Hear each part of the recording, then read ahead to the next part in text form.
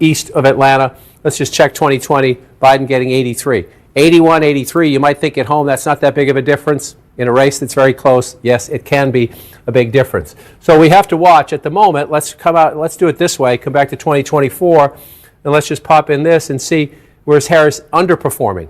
Where is Harris underperforming Joe Biden? In a state Joe Biden won by 11,000 votes, you can't really underperform. And she's underperforming in 28 of the 159 counties, right? So we have more votes to be counted. We're not done yet. This is not a final glimpse. But you see out in these rural areas, this is part of the secret of Joe Biden's win in 2020. He got his butt kicked by Donald Trump in these small rural counties, but he did better than Hillary Clinton. Blue-collar workers, rural workers, people who work with their hands, Joe Biden did just a little bit better. And in a state decided by 11,000 votes, that can matter. So again, you asked me about the map. We're not done. We're going to count. The Harris campaign will update us. They know their counties. We have people on the ground asking the people, our vote desk with Pam Brown, what votes are still outstanding. But if you look at this map right now, I want to switch. Well, let's just check real quickly where we are in Wisconsin, 61%. I want to check Milwaukee. This is where, okay, only a 53% in Milwaukee. Black turnout in Milwaukee better be huge in the uncounted vote for the vice president to catch up. I talked to a Democrat out there earlier who said it was good. They didn't say it was great. They said it was good. And I asked if it was great, and they said it was good. So we'll see how that plays out. Dane County, 74%. We're at 91%. Again, not to be a broken record, 75%. A percentage point can matter, underperforming by just a little bit. And so she's losing in Wisconsin. Got a ways to go there. She's holding on in Michigan at the moment. We're still only at 32%. So we got a long way to go in Battleground, Michigan. We'll come back out here. And this one is the biggest. I'm going to show you why in just a second. The Commonwealth of Pennsylvania, we've been saying. Interesting developments coming to fore. I'm taking this back to my guest. Now joining us on the broadcast is political analyst and academician Gopalan Balachandran. Mr. Balachandran, thank you so much for being a part of this conversation. From what we are learning of now, how do you see this working for Kamala Harris? Because we do know from what are the reports really coming in from the Harris's headquarters there's a memo that has come out from Harris's campaign manager. Now, what does the memo really say? They go on to say that they are still not really seeing the returns come in and they are banking on the blue wall states. Right now, most of the Democrat-leaning votes haven't yet been counted, but the electoral map really says 211 red. Do you see something swinging in favor of Harris still? Look, I'll be clear for once. Afterwards, I'll keep quiet because nobody seems to be talking sense. I have held for the last 3 weeks that the only way that Kamala has no problem at all, Pennsylvania, Michigan, and Wisconsin, which will give her 44 electoral votes, and with a consensus of 226, which is already everybody's agreed, she will have 270. Nothing has changed. No, but Mr. Balachandran, I beg your pardon, I would interrupt you there. Out of these 3 key swing states, right now, only Michigan seems to be working in favor. Pennsylvania, Wisconsin has a Trump lead. No, sorry, I got right in front of me. Let me tell you, in Wisconsin, he has got the same, but in Pennsylvania, okay. Okay. Well, post-COVID and post the Dobbs Supreme Court decision in 2022 that knocked out the Roe v. Wade ruling, I mean, that's changed a lot of women's voting behavior. Democrats did well in 2022 in places because women came out in reaction to that court decision. In rural America, you see more and more white voters voting heavily Republican, margins like 80% to 20% in favor of the Republican candidate. You're seeing more of that. That's while those areas are losing population, the margins still increase. So that kind of makes up for some of the population loss. And then when you see, in this election, the approval ratings for President Biden are really pretty bad. And so that's a strong headwind for Vice President Harris, since she's been basically serving with him. I'm of the impression that, Biden has done a really good job as president. I know that's something that's not widely shared, but, our economy is strong. You mentioned earlier the wars in Ukraine and the Middle East. I mean, those aren't his fault. Trump makes it seem like that wouldn't have happened if he had been president. We don't know that. And Biden managed to put together a very strong coalition to defend Ukraine. And I ask people who say they want that war to stop, what would you have Ukraine do? Just roll over and be taken over by Russia? And in the Middle East, obviously what Israel is doing has raised a lot of concerns about people. It looks like possible genocide, but they were defending themselves. They were attacked. Again, not Joe Biden's fault. So, all these different cross currents you're seeing here are kind of mind-boggling to watch. Absolutely, Ray. Thank you so much for joining us and, also taking us through your perspective on the U.S. presidential elections. And we'll cut straight across now to CNN. There are some very important leads coming in right now. Let's take a look. John King, voting is about to end in 15 states, the second biggest wave of results this evening. 163 electoral votes will be up for grabs, and we're watching several crucial battlegrounds. CNN's going to bring you this projection right now. CNN projects that Texas will go to Donald Trump. The state of Texas, as expected, to Donald Trump with its big bucket of 40 electoral votes. CNN also projects that North Dakota will go to Donald Trump. As expected, North Dakota with its 3 electoral votes. 2 more for Trump now. CNN projects that South Dakota will go to Donald Trump. South Dakota, as expected, with its 3 electoral votes to Donald Trump. And CNN projects that Wyoming will go to Donald Trump. Wyoming with its 3 electoral votes. CNN is not making any projections in the following states that just closed their polls. Arizona, that's a big battleground. Colorado, Iowa, Kansas, Louisiana. Joins the map of key race alerts. Kamala Harris has 50% of the vote. Donald Trump has 49.2% of the vote. That is a 15,478 vote lead for Kamala Harris, with 49% of the estimated vote counted. Kamala Harris in Wisconsin, 49.9% of the vote. Donald Trump bringing up the rear, 48.5% of the vote. Kamala Harris with a 19,910 vote lead. That's with 43% of the estimated vote counted in Wisconsin. Pennsylvania, Donald Trump in the lead there now, 50.3% of the vote in Pennsylvania. Kamala Harris has 48.7% of the vote. Donald Trump with a 58,648 lead right now, with an estimated 51% of the vote in Pennsylvania. In Georgia, Donald Trump in the lead there, 51.8% of the vote. Kamala Harris, 47.2% of the vote. Donald Trump with a 204,640 vote lead. That's with 81% of the estimated vote in Georgia. In Battleground, Michigan, Kamala Harris in the lead, 51.1% of the vote. Donald Trump with 47% of the vote. Kamala Harris with a 43,307 vote lead. That's with an estimated 19% of the vote in Battleground, Michigan. In Battleground, North Carolina, Donald Trump in the lead, 52.4% of the vote. Kamala Harris with 46.4% of the vote. Donald Trump with 253,752 more votes as of right now than Kamala Harris. That's with bags and sealed and locked. Sealed numbers are traced for chain of custody, and they will be locked up and kept here. 50.7% of the vote. Just how smoothly has it gone? Because we've heard that it's gone incredibly smoothly here in Allegheny. So this crew that works here on election day, they've gotten really good at this since 2020. I mean, we posted our first batch of approximately 186,000 mail-in ballots at 8:02. And by law in PA, we're not allowed to post any results before 8 o'clock. Is there anything we can look to be outstanding after midnight tonight?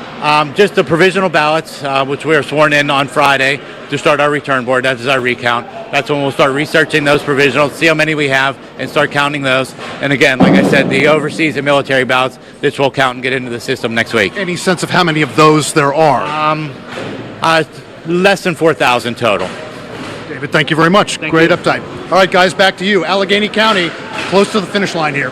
All right, Brian, thanks so much. Let's get more on the Commonwealth of Pennsylvania with Pamela Brown, who's at the voting desk. Pamela, take us through what is left to be counted, what's outstanding. Well, it's a big question what's going on in the collar counties around Philadelphia. These are the blue-leaning collar counties that the Harris campaign has been trying to drive up turnout. That's Bucks, Chester, Delaware, Montgomery counties, where results have been slowly coming in. So I just spoke to an official in Chester County. An official there tells me that they just released a large batch of mail-in ballots. So that release was 60,673. And by 1 a.m., I'm told they'll see more results from the precincts of today's in-person votes. You have to remember they have to take the memory card, drive it in. It's a large county. Now, total ballots counted so far, like this is 151,950. And then I should note the ballots cast in person today there in this key collar county is 91,277 per this official. Let's go over to Bucks County. This is another critical collar county, as John King has been talking about all night. I'm told results will trickle in as these data cards are being driven from the polling places. An official I was just in touch with, texting with there in Bucks, says so far over 90,000 mail-in ballots are accounted for in the results out of a possible total of 151,000. And I also want to note this, that the state will be required to report the outstanding early votes by midnight. So we should get a clearer picture soon there in this critical battleground Commonwealth of Pennsylvania. Back to you. All right, fascinating. And she was just talking about Bucks County. Walk us through Bucks County. This is where Harris had a couple big events there, including that one with Liz Cheney, really making a play for Republican women, especially in Bucks County. And for Haley voters. Nikki Haley got 155,000 votes in the Pennsylvania primary long after she was out of the race, so that was one piece of the competition. Two things to say about this. Number one, it's only half the vote. So if you just think we have about 200,000 more votes, right? This is 51%. It's 103 to 102. So you got roughly 200,000 votes still to come in. Bucks County is the most competitive of the collar counties. She's at 50%, the vice president, if you round up. Again, President Biden was at 52 if you round him up. You say that's not a huge difference, but Jake, you know the Commonwealth very well. In the point or a point can matter, and right now that number is not good for the vice president. Indeed. And CNN can bring you a projection now. Folks at home, CNN projects that the state of Oregon will go to Kamala Harris. As expected, Oregon, with its 8 electoral votes, will go to the Democrat Kamala Harris. Let's take a look at the electoral map. Right now, Donald Trump has 211 electoral votes. Kamala Harris has 153 electoral votes. 270 are needed to win. Let's take a look at the key races now. Arizona, Donald Trump in the lead there, 49.6% of the vote. Kamala Harris right behind him with 49.5% of the vote. Donald Trump with a roughly 3,000 vote lead. That's with 51% of the estimated vote in from the state of Arizona. In Battleground, Wisconsin, Donald Trump maintaining his lead, 50.4% of the vote. Kamala Harris has 48% of the vote. Donald Trump with a more than 50,000 vote lead right now with 63% of the estimated vote in from the Badger State. In the Commonwealth of Pennsylvania, Donald Trump maintaining his lead, 51% of the vote. Kamala Harris has 47.9% of the vote. Donald Trump with more than 165,000 more votes than Kamala Harris, with more than 3/4, 76% of the estimated vote in from the Commonwealth of Pennsylvania. In Battleground, Georgia, Donald Trump in the lead, 50.9% of the vote. Kamala Harris has 48.3% of the vote.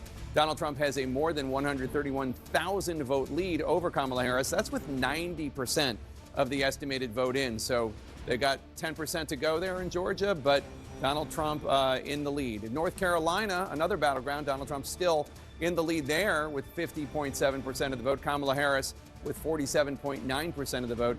Donald Trump has a more than 138,000 vote lead over Kamala Harris with an estimated 87% of the vote in. In Battleground, Michigan, Kamala Harris is in the lead, 50.2% of the vote. Donald Trump has 48% of the vote. Harris has a more than 40,000 vote lead over Donald Trump with 1/3, 33% of the vote in there. John King? So, Jake, just going through some of these counties in Pennsylvania, again, Joe Biden won the state. Let's go back and show you it. 81,000 votes, right? His birth state. He's from Delaware now, but he was born in Pennsylvania. That was one of the things that helped him, is because he was, as he liked to call himself, the scrappy kid from Scranton. So where are we now in 2024? I was just looking here. This is Lackawanna County. This is where Joe Biden was born, Scranton, Pennsylvania. You say, well, the vice president's winning it with 51%, but Donald Trump's at 48, right? So again, in a close battleground state, margins within some of these counties can matter. She's at 51. Joe Biden, 4 years ago, was at 54. That's a big deal. That's a big deal. You look at the margin.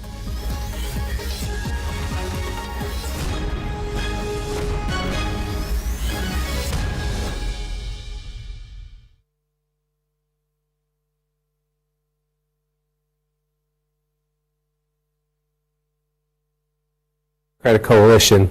This is the foundation. There's no house for Democrats without the foundation of Philadelphia. At the moment, she is underperforming the President of the United States, and she has to make up 178,000 votes. The math there is pretty clear. It's not mission impossible, but the more you get deeper into the count, The question is, after this next big batch of votes from Philadelphia, does it become mission improbable? I think is what you're looking for as we wait for more votes in the Commonwealth of Pennsylvania. And again, Trump wins Pennsylvania, the map gets near impossible. Not impossible, but near impossible. There have been stories written a week or two ago about Democrats in Philadelphia sounding the alarm and basically using the press to send the message to the Harris campaign that they didn't think that the Harris campaign was listening to Philadelphia Democrats enough about the need to improve the margins. And just, Donald Trump lost Pennsylvania in 2020, but he improved his vote count in Philly from 2016 to 2020, and it looks like he's doing that again tonight, even while improving his margins in the collar counties as opposed to what happened 4 years ago. Well, we don't have the raw numbers yet, obviously, because we're at 70%, but he's at 22 if you round that up, 117,000 votes. Let's just go back and look. He's certainly on track to. If he keeps the percentage he's at now, right? He's at 18% there, and he had 132,000 votes. He's at 117,000 votes, and we still got 30% of commit. So it sure looks like he's overperforming 2020. We're not done yet, but it sure looks like that. And then, so the analysis afterwards will be, who is it? Is it black voters in Philadelphia? There's some suburban areas outside of Philadelphia there. There's some affluent white voters there as well. But that will be the analysis afterwards. The thing that strikes me is we're going through these states. The thing you heard in the last week from the Harris people is that we're on the ground. Our labor allies are on the ground. Our progressive groups are on the ground. Our LGBTQ groups are on the ground. We're knocking on doors, and we don't see the Trump people anywhere. Trump did sort of contract out his get out the vote. I was in 7 or 8 of these battleground states in the last couple of weeks. We didn't see many Trump people out there at all, just doing phone banks. But what happened in 2016 is Trump's support was organic. It was organic. And so, the Trump campaign says, texts and phone calls work to turn out voters. Democrats think it's knocking on the doors. If this map holds up, that's going to be a big conversation about motivating and turning out voters in this technology age. What works best? What kind of contact works best? Or, the vice president's campaign, well, they say she only had 110 days. She didn't have enough time to introduce herself. Or, that part, we're not done yet. But that's what's going to happen, if that happens, is who the finger pointing in the Democratic Party. We're not there yet, but as you watch this map fill in, another thing that is distinctive at the moment, we're not done yet. In 2 presidential elections, Donald Trump has lost the popular vote both times. At the moment, he's 5.1 million votes ahead. We're just starting to count in our most populous state. So there's a long way to go, and that could change. But that would be a trophy, if Donald Trump wins this election, that would be a trophy he would very much like to claim after losing the popular vote in 2 elections in a row. And you also know there are people in the senior echelons of the Trump campaign who say that they still do direct mail because there's said seniors, you can't reach seniors through texting and emails, that the way to reach them is with direct mail, which a lot of people in politics today laugh off, but guess who votes more than young people?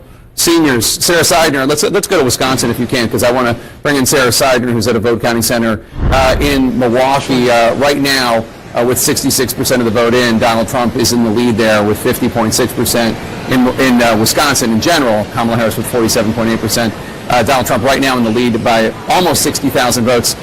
Sarah, you have officials with you. You can tell us about the outstanding vote in Wisconsin. Still about 1/3 of the state's vote is outstanding. What can you tell us? Yeah, we just heard a big cheer go up here in Milwaukee at the central count, as they call it, because all the wards have finally reported.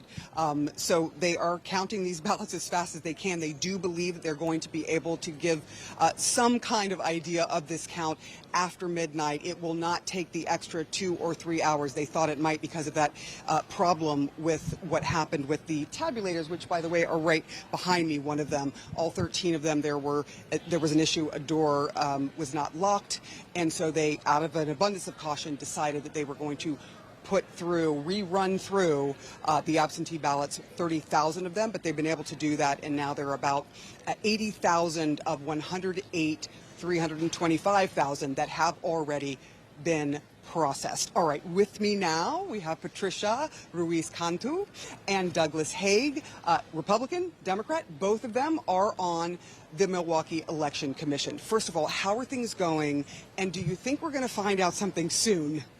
We will. I think things are going really well, even though we had a little hiccup. But, as Let's now take a look at the latest projections by CNN. Former President Donald Trump has won Ohio, Iowa, Kansas, and Idaho. Now, there are 17 electoral votes at stake in Ohio, 6 electoral votes at stake in Kansas, and 4 of them at stake in Idaho. In fact, CNN has also projected that Vice President Kamala Harris has won California, Oregon, and there are about 54 electoral votes that are in stake in California, and it takes at least, remember, 270 electoral votes to win the US presidential race. Now remember, America is waiting with bated breath, and so is the world, for the outcome of this closely contested US elections 2024. Which way is it swinging? All eyes are on the 7 swing states, but out of them, Pennsylvania, Michigan, and Wisconsin, the states that fall in the Rust Belt, really become very, very important. Right now, the projections really are showing that what so far has traditionally voted in favor of the Democrats, I'm talking about the Rust Belt, is really swinging in favor of the Republican. And that also is going to be some amount of bad news for Kamala Harris. Remember, still more than a third of the votes are to be counted, especially in the Rust Belt. We are still waiting for those numbers to trickle in. But right now, let me take this across to my guests who also are joining us on the broadcast. Nicole Brennan is a Democrat strategist. Tara Carter, he's a former director, NSCS, and she's with us on the broadcast. Tara, I will take this across to you, and let's also specifically talk about the Rust Belt that I was just mentioning before our viewers. It is traditionally voted in favor of the Democrats, but when it is about Pennsylvania, when it is about Wisconsin, it's only Michigan so far that is standing for Harris. We are still waiting for the votes to be counted. But do you see a complete turnaround happening in favor of Trump as far as this Rust Belt is concerned? It is actually very surprising because I did expect that Pennsylvania in particular would be, totally for Kamala Harris. But, the reality is in America is that while they talk to all of us about, equal rights and blah, blah, and all that stuff, it's very, very, Trump is all American. He gives that image. He's white. He talks about all the right issues, taxes, everything. Kamala Harris, woman, brown skin, a problem. It's going to be a problem even among Indians. And Pennsylvania, as you know, has a large Indian population. Urban areas where I thought there would be, I expect that, and even now, that urban areas will vote more for Kamala Harris. But that is not going to change. I mean, there is a huge... The fact that they've never had a woman president is not accidental. It's a reality. That they had Barack Obama, they are lucky. I mean, I think that was a great thing that happened to the US. But also, I think the fact that Kamala Harris is handling that whole anti-incumbency factor. And let's face it, in the last few months, Biden had a really bad run. I mean, he was, come across as unable to govern, and then Kamala Harris was brought in at the last minute, virtually at the last minute when he was virtually told to go. That's not the best thing for a VP. Generally has a problem with that, when you're walking in the shadow of, not that Biden was a bad president, but at the end, he was clearly unable to do the job.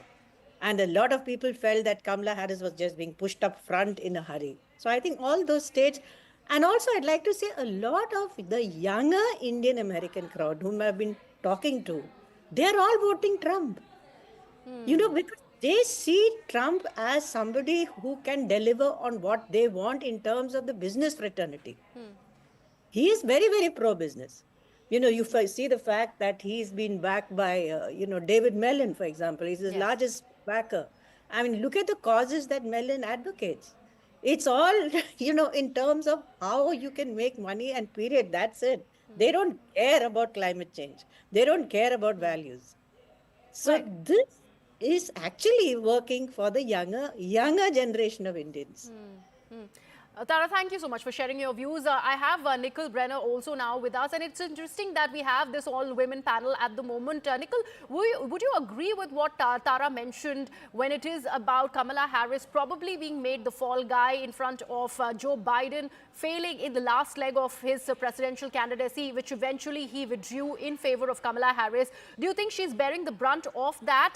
And how do you see her campaign so far from how the projection really stands when compared to the former woman candidate from the Democrat Party, that is Hillary Clinton? Do you see any difference there, even if we take into account her race? Yeah, I mean, look, there's a lot of things to hit on here. Number one, we haven't called all the swing states. This is not over yet. Yes. And what the predictions was that this was going to be in the margin of errors or in the margin of error within the polls. And that's what we're seeing. The reason that these states haven't been called is because it is so close.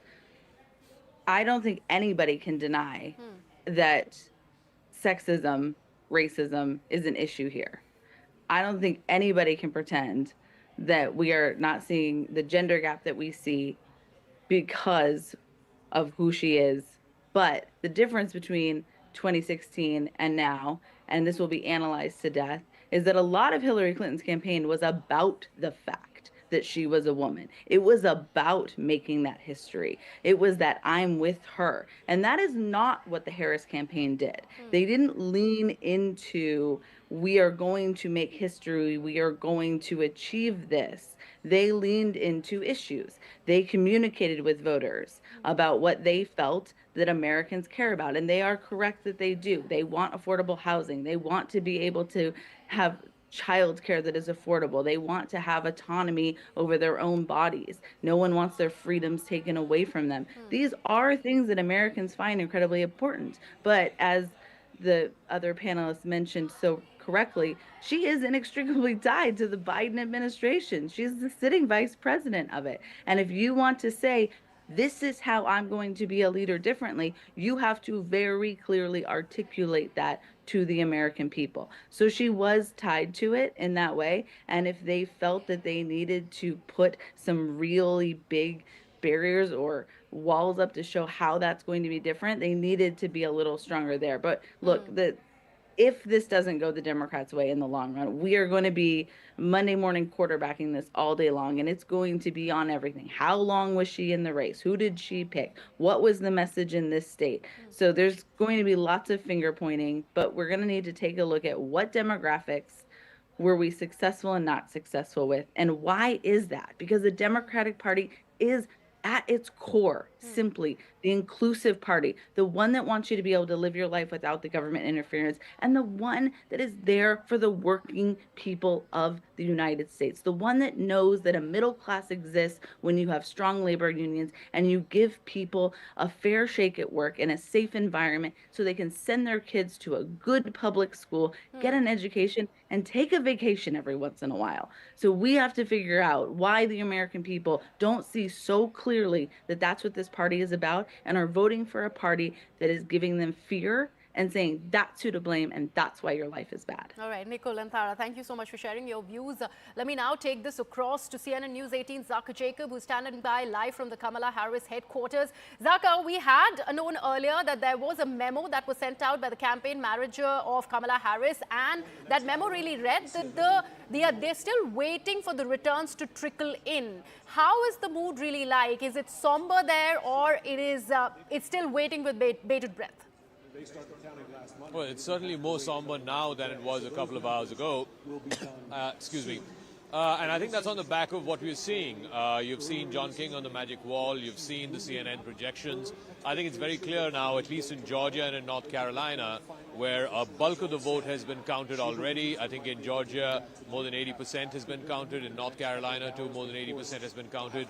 I think it looks highly unlikely that Trump will lose those two states from this point on. It is still possible, but it looks unlikely. So if he wins both Georgia... Been counting late in the night and you're saying, hello, Detroit, hello? Yeah. It's the way it is. But, you see the Secretary of State's there, Jim is there. Again, that's nothing nefarious. It's just inefficiency, to your point about that we live in the technological age. And Jim just said, they changed the law in Michigan so you could count some of the early votes, beforehand and then release them after the polls closed. So it adds to the why. But right now, let's focus on the what, which is an 86,000 vote, almost 87,000 vote lead for the former president, again, in one of the states he flipped in. I just want to pull that out to make sure I'm right. Yes, he's leading in all three of them now. Oh, wait, that changed while we were talking. She was ahead in Michigan, and now she is no longer ahead. Now Donald Trump is in the lead. Right now, not all the votes are counted, but right now he's leading in all three blue wall states. Plus North Carolina, plus Georgia, plus Arizona, plus Nevada. We're not done with the count. But this is right now the map of 2016. That is the map of 2016, and that is the 5-alarm fire inside the Harris campaign to get on the phone. Again, we're not done, and we lived through 2020. And I want to say it again, slowly and clearly. 2020, this time of night, there were states that changed, and they were largely, Pennsylvania changed. Trump was ahead. In Georgia, things have changed. There's not as many mail ballots out there as in 2020, so I would not expect as dramatic a swing. The question then becomes, go state by state, county by county, is the math there? And, I'm trying to be fair and try to be, it's possible, it's possible. When you're leading in all of them and you're Trump, that's what you're sitting in the headquarters. So maybe they're not going to win them all, right? Maybe they're not going to win them all, but they're leading in all of them right now. And so let's just look at what happened here and come on in. Number one, it's the smaller rural counties. When they fill in, again, you say, oh, that's not a lot of votes. Well, that's a lot of votes when you have it there, and then you have it here, and then you have it again here. You're getting 500, 1,000, 2,000, 3,000 in all these little counties. 120 votes there. That's only 5% reporting. You say, oh, that's not much. It's a lot when you think you're going through a state and you have all these counties. And then the question is, so what are the Democratic margins, right? You've got 83 counties in the state of Michigan. So 56%, we're about halfway through in Kent County. It's the Grand Rapids suburbs, and she's running a little bit ahead of the president there. But, Jake, the big question in Michigan is, when do those Wayne County votes come in, and what do they do to the statewide total? All right, John. Well, CNN has a major projection. CNN projects that Donald Trump will win the state of North Carolina. This is the first of 7 battleground states that we're keeping an eye on, and we are calling it for Donald Trump. What does that mean for the electoral count? Donald Trump now has 227 electoral votes. Kamala Harris has 153. 270 are needed to the win. Let's go to Trump HQ in West Palm Beach, Florida, where we find Caitlin Collins. And Caitlin, CNN is now calling North Carolina for Donald Trump. This is the first of 7 battleground states that the campaign is watching with eagle eyes. Yeah, Jake, remember when I told you a few hours ago that it was going to be seen as a gut check for the Trump campaign? Listen here.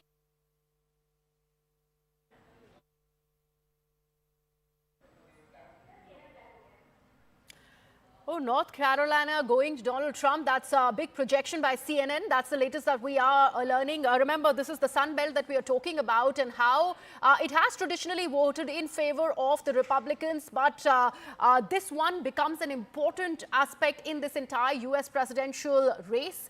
Going to Trump, North Carolina, and that's an important part to victory for Donald Trump also. And we have to see how does the Harris camp really look at the projections that are coming in from the Sun Belt constituency. Remember, Kamala Harris was heavily banking on Pennsylvania, Wisconsin, and Michigan. So far, she just has the lead in Michigan, and that is an absolute bad news for Kamala Harris because that Rust Belt was an absolute must-win. The 3 important swing states, absolute must-win for Kamala Harris, but so far, she's trailing in 2 major key ones as far as Pennsylvania and Wisconsin is concerned. Let me, in fact, take this back to Nicole Brenner and Tara, who continue to be with us on the broadcast. Nicole, North Carolina absolutely going to Trump. How do you see this?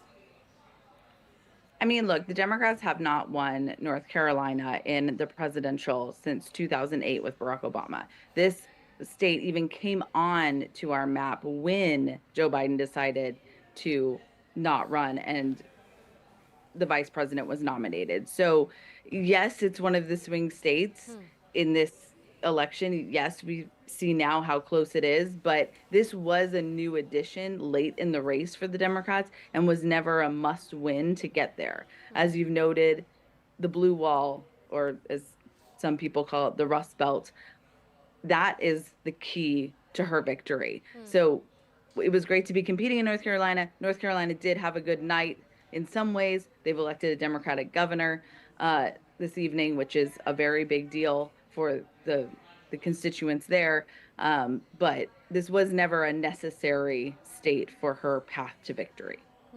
And Tara, talking about the blue wall states, two of those still Kamala is seen trailing in that, and one of them is the one very, very big and huge state of Pennsylvania. Do you see that really swinging in favor of Democrats at all, since more than 1/3 of the votes are yet to be counted? Do you see really that happening? And if at all that really happens, can this be that closely contested elections as everybody was really projecting? Because remember, none of the pollsters have been able to call it yet. But right now, what the numbers really suggest as far as the electoral map is concerned, it says 227 in the red. I mean, look. Sorry. Oh, sorry. Yes, Tara, please go ahead. I think it's like always they say, you can't be an astrologer in politics. It never takes place the way you want it. But to be frank, I'm not for Trump, so I'm hoping Kamala Harris picks up on this race. She could go ahead in Pennsylvania, because that is, well, I would expect it should, because it is a state where the causes which she's flagging seems to matter. But then it's, the whole, what shall I say? You've got Trump saying that climate change doesn't exist. I mean, how can you even say that? He's saying the most incredible things. He wants to building the wall on immigration is probably something that will appeal to voters, because it's a very, very strong issue here in terms of the, kind of, and. But Tara, the fact that you say that Iowa has voted in favor of Trump, and there is a huge amount of Latino vote bank over there which did not vote in favor of Harris. That's what I said. I said even Indians are voting in favor of Trump. They should not, right? By all logic, they should be for immigration, but they're not. So I think much of it is to do with the fact that, the economy, like everyone says, is the economy stupid? That's at the center of this debate. People want a better life, like she said. That is not coming across in Kamala Harris' campaign. She's talking of, middle class, which is very important. She's talking of bringing them up. But he's saying front and center, we have to make America rich again. I'll tell you how to get rich. That is his central message. I mean, it's not in so many words, but that's pretty much what he's saying. So I think that and plus, of course, foreign policy doesn't come into these polls at all. Yes. Nobody cares. So it's all about, like we said, jobs and so on and so forth. I don't think even climate, anybody cares. It's not even an issue here. But taxes, yes. Education, yes. Housing, affordable housing, all that is, Trump is tick boxing in very unreal, some of them. I mean, if you look at the Trumpometer which someone has put up, he hasn't kept most of his promises in all these areas, but he still wins. So even if you look at the businesses, after that huge violence which happened, and everybody condemned all that, all those guys have gone back to Trump. So it's finally, like they say, it's about the money, honey. It's who's going to put money in whose pockets. Interesting point, Tara. Thank you so much. And also, Nikhil, I'd request you to stay on with us. Let's go back to CNN's live broadcast and see what are the latest projections really showing. Because CNN recently has just called North Carolina going in favor of the Republicans, Donald Trump. Of illegal immigrants north is now being felt as an issue, not just on the border, but in northern states as well. Yeah, and Jake, I'm going to be interested to figure out and to find out, once we get all the details, how much success the Trump campaign had in increasing their share of the mail vote. They worked really hard at that. Yeah, very interesting. Let's bring you a key race alert and get you up to speed on where we are in all the states that we have not called. In Battleground, Pennsylvania, Donald Trump with 51.3%, Kamala Harris 47.6%. Donald Trump more than 212,000 votes ahead, with 82% of the estimated vote in from the great Commonwealth of Pennsylvania. In Battleground, Michigan, Donald Trump in the lead, 51.2%. Kamala Harris at 47%. Donald Trump at 98,014 votes ahead of Kamala Harris, with 41% of the estimated vote in from Michigan. In Battleground, Wisconsin, Donald Trump in the lead, 50.7% to Harris's 47.7%. Donald Trump with a 68,000 plus vote lead over Harris, with 71% of the estimated vote in from the Badger State. In Battleground, Georgia, Donald Trump up 50.8% to Harris's 48.3%. Donald Trump with 128,582 more votes than Kamala Harris, with 92% of the estimated vote counted in the state of Georgia. In the state of Arizona, another battleground, Donald Trump in the lead there. 49.8% to Harris's 49.3%. Donald Trump with a 7,588 vote lead over Kamala Harris. That's with more than half, 52% of the estimated vote in. In Nevada, Donald Trump in the lead, 73%. Kamala Harris with 26.2%. Donald Trump with a 10,985 vote lead over Harris. That's with only 2% of the vote in from from Nevada, only 2%. Boris Sanchez now has some new projections in the fight for control of the U.S. Senate. Jake, a major moment for Republicans. They have just flipped, they are expected to flip their second Democratic seat of the night, this one coming in Ohio. There, Republican Bernie Moreno defeating incumbent Democrat Sherrod Brown. Moreno, the owner of some luxury car dealerships, who invested early in blockchain technology, fought to attach Brown to the Biden administration more broadly, specifically on issues like immigration. Sherrod Brown, a populist who had survived some difficult tests in his state before, cannot overcome the political headwinds he is facing. Donald Trump has now won Ohio 3 elections in a row, and it's simply too much for the incumbent Democrat to overcome. So we are projecting that Bernie Moreno is your new junior senator from the Buckeye State. Meantime, 4 Democratic holds. The first one, a historic one in New Jersey. There, Congressman Andy Kim is set to become the first Korean American ever to serve in the U.S. Senate.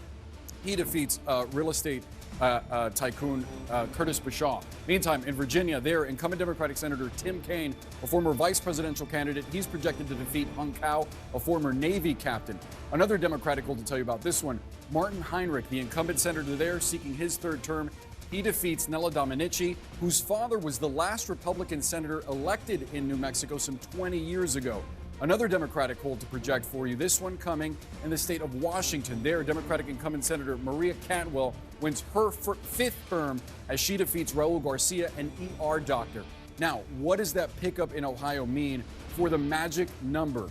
We started out the night with Republicans needing to pick up 2 Democratic seats to take control of the chamber. With West Virginia and Ohio, they have hit 2, and now they're seeking to pad those numbers. Currently, as we speak, Republicans are leading in 4 seats currently held by Democrats. Let's get you an update on where those are right now with some key race alerts. These are live results coming into CNN. We start with the state of Wisconsin. There, the CEO of California-based SunWest Bank, Eric Hovde, is 29,000 votes ahead of Democratic incumbent Senator Tammy Baldwin, who's seeking her 3rd term in office, 70% of the vote. And we just got an update.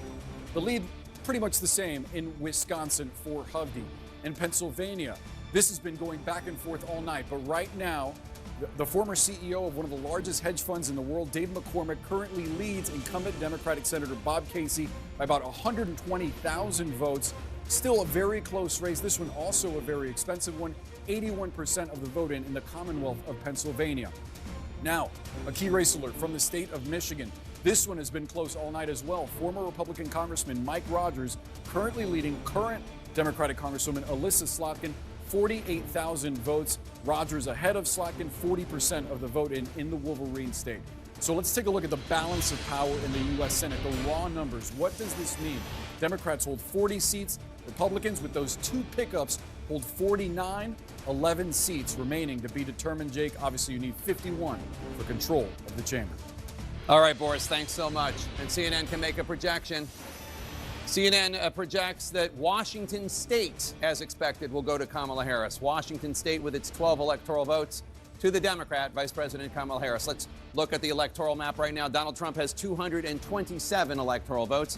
Kamala Harris has 165 electoral votes. 270 are needed to win. We are waiting for more votes in the big 3 blue wall battlegrounds of Pennsylvania and Michigan and Wisconsin that both campaigns are watching very closely right now. A total of 6 top battlegrounds remain undecided as we get later into this election night. Stay right here for the next big rollout of votes. Right now, we're going to squeeze in a quick break. Stay with us. So So that's the latest projection by CNN. Washington state goes to the Democrats. It's a win for Kamala Harris from there. That's traditionally voted for the Democrats. Keeping an eye on the latest projections at the moment. But right now, going into a very short break.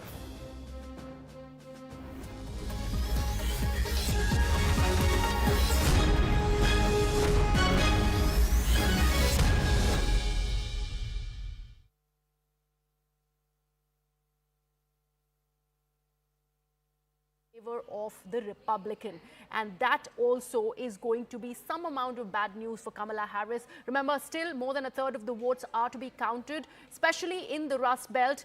Where Donald Trump leads 50.8% of the vote. Kamala Harris has 47.8% of the vote. Donald Trump has a 145,388 vote lead over Kamala Harris right now, with an estimated 85% of the vote in from the Tar Heel state. In Battleground, Michigan, Kamala Harris in the lead. She has 51.3% of the vote. Donald Trump has 46.9%. Kamala Harris is 74,838 votes ahead of Donald Trump, but that's less than a third of the vote counted there. 30% of the estimated vote in from the state of Michigan. In the Commonwealth of Virginia, Kamala Harris in the lead there still, but narrowly so. 50.1% of the vote. Donald Trump has 48% of the vote. Kamala Harris with a 73,375 vote lead. That is with 78% of the estimated vote in from the Commonwealth of Virginia. In New Mexico, Harris leads there too, 52.6% of the vote. Donald Trump with 45.5% of the vote.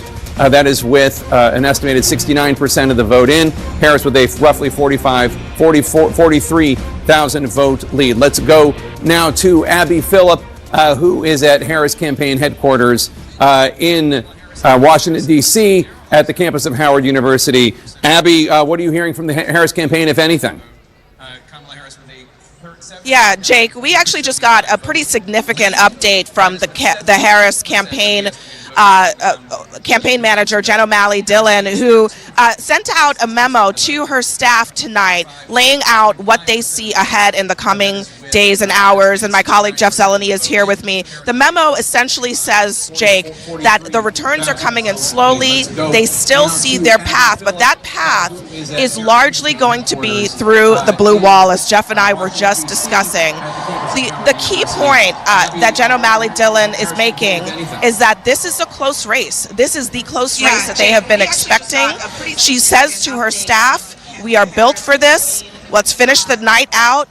We will see you tomorrow. They are not expecting this to be wrapped up tonight. They are not, because the margins are so small. And just reading from that memo, should we have known all along our clearest path to 270 was through the blue wall states. And again, they point out the cities we were talking about, Milwaukee, Detroit, and of course Philadelphia. Abby, a central question hanging over all of this, and indeed the crowd here waiting behind us, is Vice President Harris going to address the crowd? That is a possibility. We will see in the coming days as we hear some helicopters overhead here. We will see. But the bottom line is they know this is a close race. This is going to be not resolved tonight in their eyes. Yeah, Jeff, this is a critical moment, I think, for the Harris campaign to show where they get to 270. And Jake, it looks like they are not foreclosing really on anything in the map right now that is not called. They're still waiting for the polls to close in parts of the Sun Belt, for those results to come trickling in. But again, it's the blue wall again. It is it's Pennsylvania, it is Wisconsin, and it is Michigan, where the best chances are for Harris to get to that.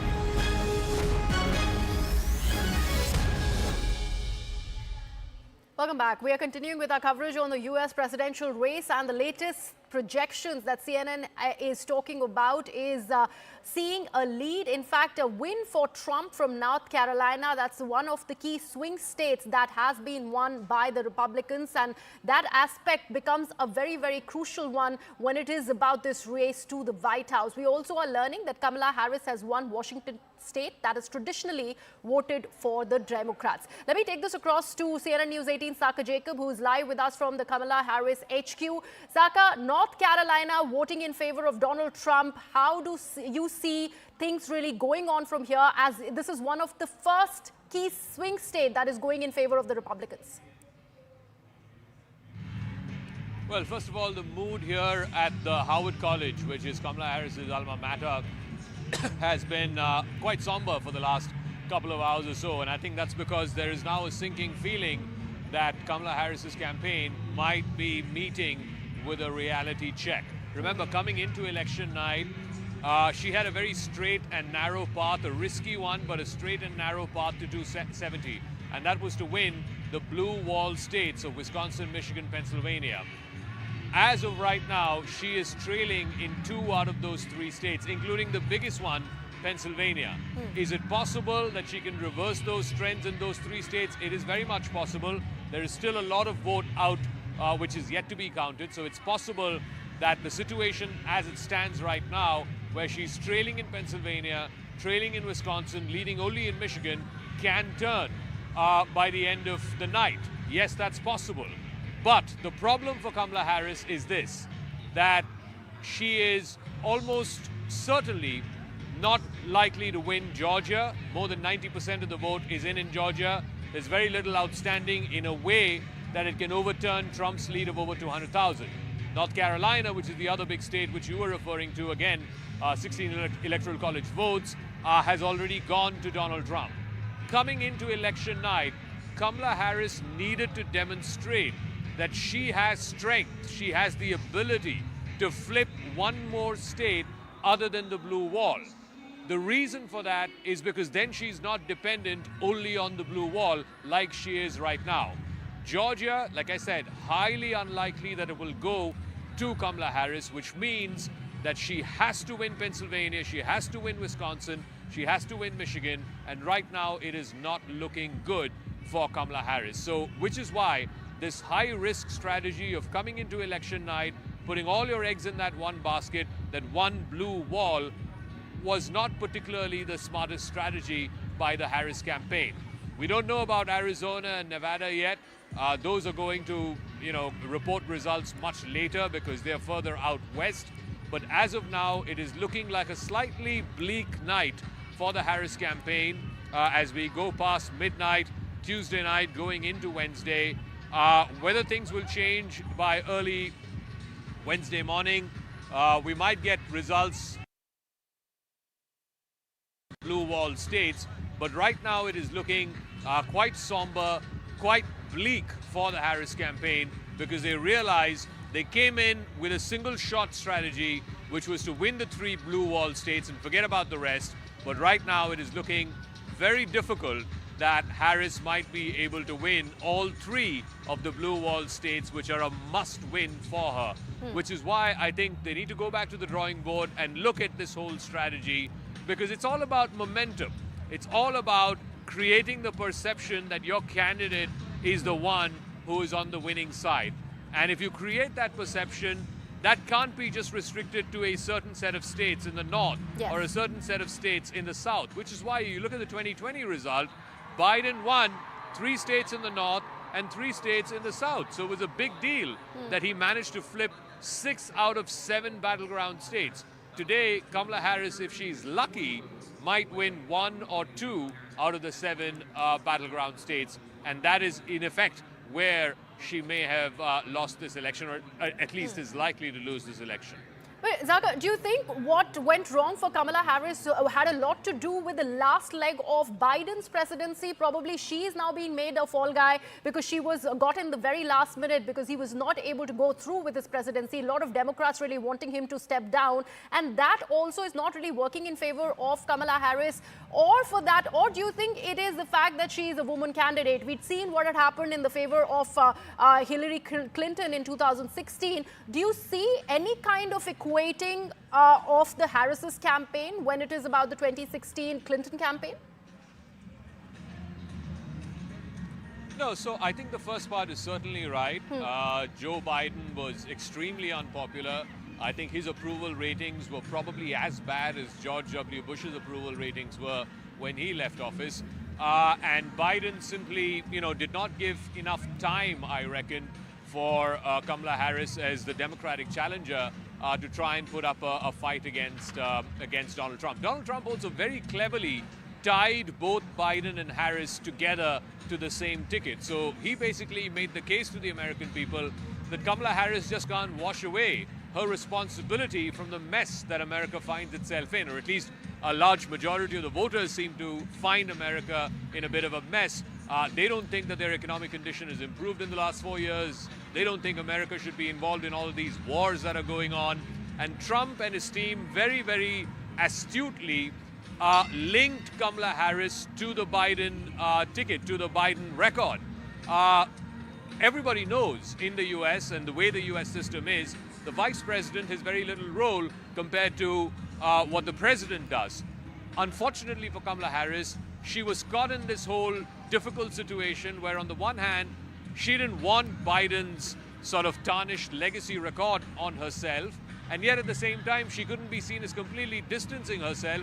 That would have been seen as completely, dropping Biden like a hot potato, which she could have ill afforded to, because at the end of the day, she only became the Democratic nominee because Biden dropped out. Yes. And, in competitive politics, nominees usually do not drop out. Biden did so. He was maybe forced to do so after the CNN debate, after his performance, which was completely off the park. It just didn't measure up to the standard required, as we are hearing a new sort of wave here of the crowd.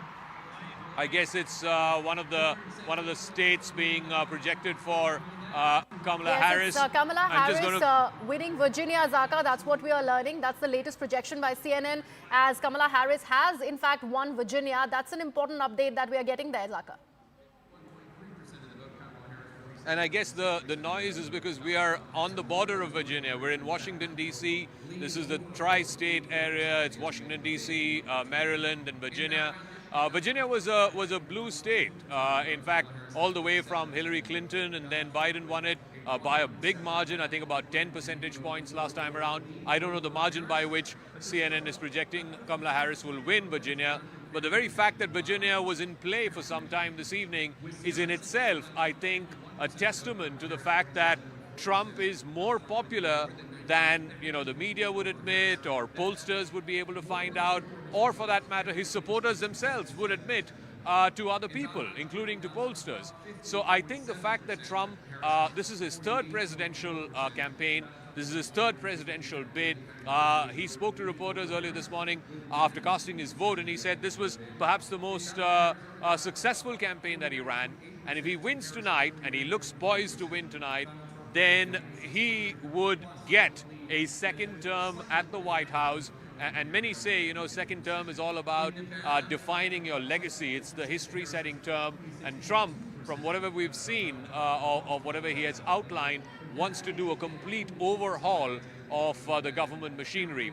I don't want to get ahead of myself. I know that the blue wall states are still very much in play. It is very much possible that we wake up tomorrow morning and realize, because a lot of these urban centers in Philadelphia, in Milwaukee and Madison in Wisconsin, in Detroit, in Michigan, in Grand Rapids in Michigan, are all still having a lot of outstanding vote. So it's entirely possible we wake up in the morning and realize that all of these three states have been won by Kamala Harris. But is that probable? Is that likely?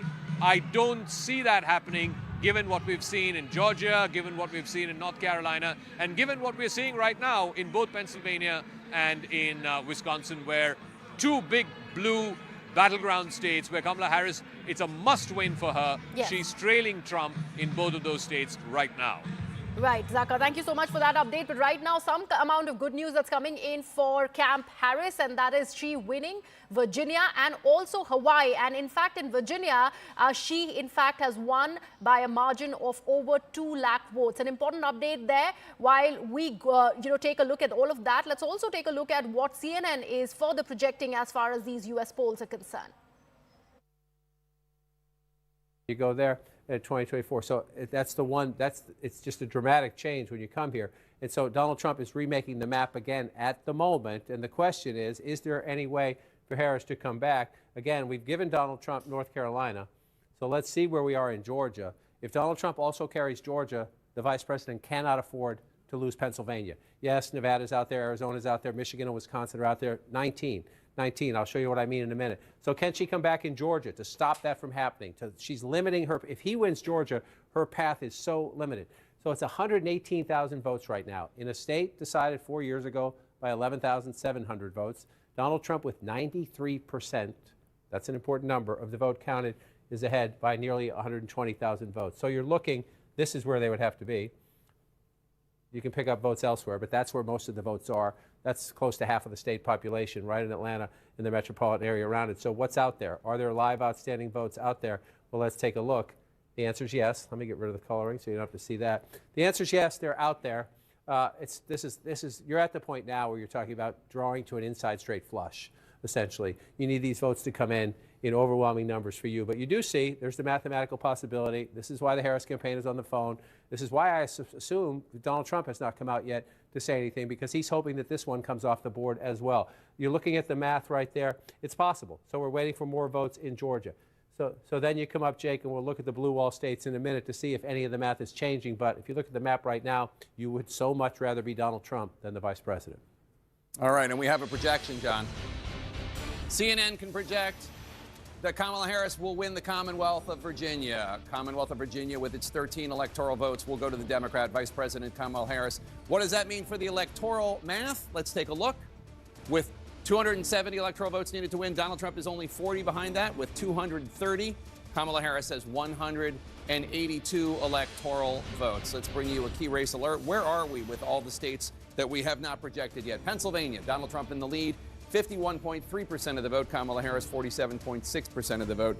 Donald Trump has a more than 213,000 vote lead over her with 84% of the estimated vote in from Pennsylvania. In Battleground, Michigan, Donald Trump up there, 51.2% of the vote. Kamala Harris has 47% of the vote. Donald Trump with a 107,294 vote lead over Harris. But there's still about 55% of the vote that has not been counted in Michigan. A lot of votes to count in Michigan. Wisconsin now, Donald Trump 51% of the vote, Kamala Harris 47.4%. Donald Trump with a more than 92,000 vote lead over Harris. That's with more than 3/4 of the votes counted in Wisconsin, 77% of the vote. In Battleground, Georgia, Donald Trump up 50.7% to Harris's 48.4%. Donald Trump with a 118,838 vote lead over Harris with 93% of the estimated vote in. In Battleground, Arizona, Donald Trump up 49.8% to Harris's 49.3%. Donald Trump with a 9,600 plus vote lead. That's with slightly more than half of the vote counted in Arizona, 52%. In Nevada, Donald Trump up 73% to Harris's 26.2% of the vote. Donald Trump with an almost 11,000 vote lead. But that is, again, with only 2% of the estimated vote in Nevada counted. Still a lot of votes to count in Nevada. John? So, Jake, let's look at, right now you're looking at the big map and you're seeing all that red. Yes, Virginia, we just projected for the vice president. That one's blue. I'll take a closer look in a minute at that one. But you're looking at the blue wall states. Essentially, Harris's only path is to come back in these three states right there. I can give you a conceivable possibility where she only has to come back in 2 of them, but she has to come back in all 3 of them to have a reasonable path to 270 electoral votes. And it's a problem at the moment, 168,000 votes. I'm told more votes just recently came in Philadelphia, and indeed they did. So now you're up to 76% estimate. These can change a little bit as more votes come in. But you see that, the vice president opening a healthy lead in Philadelphia, which is a building block of a Democratic win in Pennsylvania. The question is it enough? I just showed you Trump was leading. So 78%, 477,000 votes. If you go back 4 years ago, it's 81%, and it's 603,000 votes. Remember that, 81 and 603. 78 and 477. Can she move both numbers up when we get the final quarter of the vote? That's the challenge, because you need that math, forgive me, to overcome that. 168,000 votes in a state that was decided by 80,000 votes 4 years ago and 40,000 votes 4 years before that. That is a big lead in a tight state like Pennsylvania with 85% of the vote. So you're saying, is it just Philadelphia and the suburbs where there are outstanding votes? Again, if you're joining us late, the larger the circle, the more votes that are still outstanding to be counted, the color, the way the candidate, who's winning in that area at the moment. And so you still do right here, Philadelphia, Delaware County, Chester County, Montgomery County. There's still some math to be done there. A little bit out there in Allegheny County, where we talked to Brian Todd early in the night. A little bit up in Erie County, which is a swing county. Tends to be very close, though. So let's come back and look at this as we come through it. Number one, there are bellwether counties in Pennsylvania. Northampton is one of them, and Trump is winning with 52% of the vote right now. This county usually picks the winner in the state. as I say that, I'll say its twin is Erie, way over here. Not its twin, then for Trump, then for Biden. Erie and Northampton, 2 of the 25 counties that did that. At the moment, the vice president is leading in Erie County. In the last campaign, it was Vigo County, Indiana. Their streak of picking the winner went off the board. We'll see if the 2 swing counties in Pennsylvania split as this election goes through. But if you're looking at this map right now,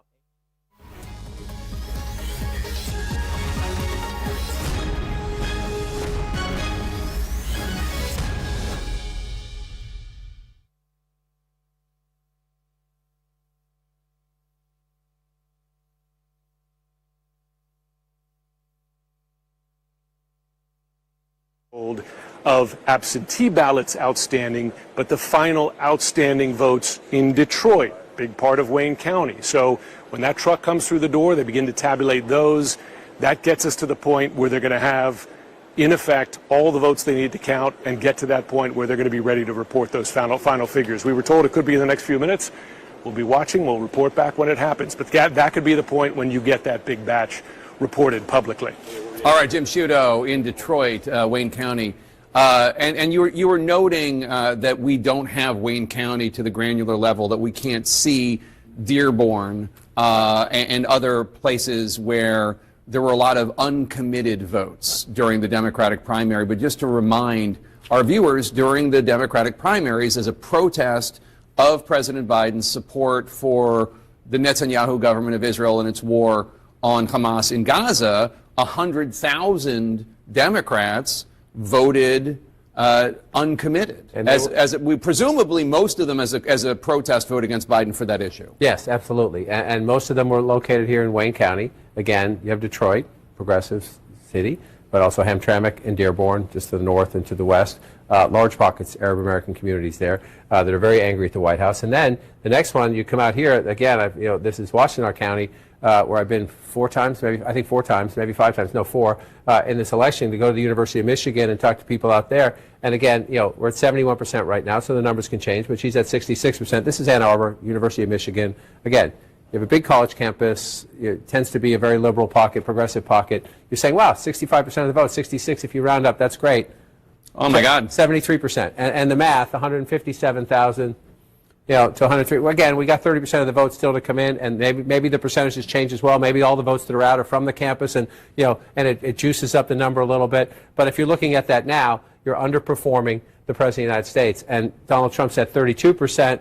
And 26%. That's if that gap holds and if his improvement like that holds, I'm sorry, go ahead. That's a big deal, though. Well, I was just going to say one of the things you hear from the Arab American and Muslim American community in places like Michigan is not that they were going to vote for Donald Trump, but they either were not going to vote or they were going to vote for Jill Stein or Cornel West. I'm not sure if Cornel West is on the ballot in Michigan, but these numbers don't add up to 100 here, so I'm guessing that there is a better than, my guess would be, educated guess would be, there's going to be a better than average showing for Jill Stein in Michigan than in other states. Right, and she worked it hard. She was out there quite a bit. Every trip I was out there, you saw activity. Either she was in the state or had just been in the state. Yeah. So just to explain it. Now, one of the other things I heard about people talking about Michigan is everybody in the media, all you talk about is the Arab American, Muslim American vote, but really the issue in terms of a big sizable, bigger chunk of votes is white working class voters, union voters, because the 16%. So but that if he's even above 30, right? Anything he's above 30 is an improvement for him. And so we can't see it all on this map. We have to get more granular. But Detroit, is he doing better? Is Trump doing better with the black vote? Or where is overall turnout maybe down a little bit from 2020? That's a big question too. And then here you have Hamtramck and you have Dearborn. They're not on the map, but they're right here. Those are 2 very important pockets of Arab American voters that were 200,000 plus voted for Joe Biden 4 years ago. We don't know. We don't have that granular detail just yet, but that was one of the big questions in the campaign.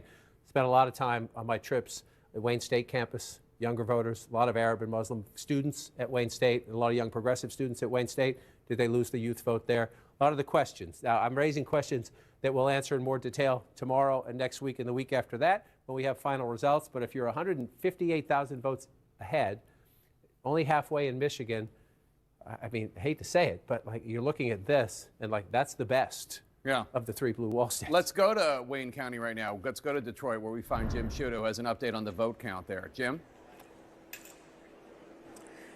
Jake, there have been a lot of questions and some consternation as to why we haven't seen more data from Wayne County yet. And I just spoke with the Secretary of State, Jocelyn Benson, and we believe we have the answer here. I asked her quite specifically, and she said the reason is that Wayne County, in part, given all the scrutiny on this county as it impacts the outcome of the election in this state, is not reporting partial results. It's waiting until it has either all or the vast majority of those results in before it, in effect, gives that batch and makes it public. And I just want to highlight one point that's going to happen in the next hour, perhaps even the next few minutes. A nondescript U-Haul van is going to drive in one of these doors behind me here with the last remaining outstanding absentee ballots in Detroit, part of Wayne County, about 4,000 we expect. That's the final batch, not just, we are told, of absentee ballots outstanding, but the final outstanding votes in Detroit, big part of Wayne County. So when that truck comes through the door, they begin to tabulate those. That gets us to the point where they're going to have, in effect, all the votes they need to count and get to that point where they're going to be ready to report those final figures. We were told it could be in the next few minutes.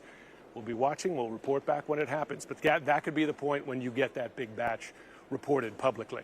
All right, Jim Sciutto in Detroit, Wayne County. And you were noting that we don't have Wayne County to the granular level, that we can't see Dearborn and other places where there were a lot of uncommitted votes during the Democratic primary. But just to remind our viewers, during the Democratic primaries, as a protest of President Biden's support for the Netanyahu government of Israel and its war on Hamas in Gaza, 100,000 Democrats voted uncommitted, and we presumably most of them as a protest vote against Biden for that issue. Yes, absolutely, and most of them were located here in Wayne County. Again, you have Detroit, progressive city, but also Hamtramck and Dearborn, just to the north and to the west.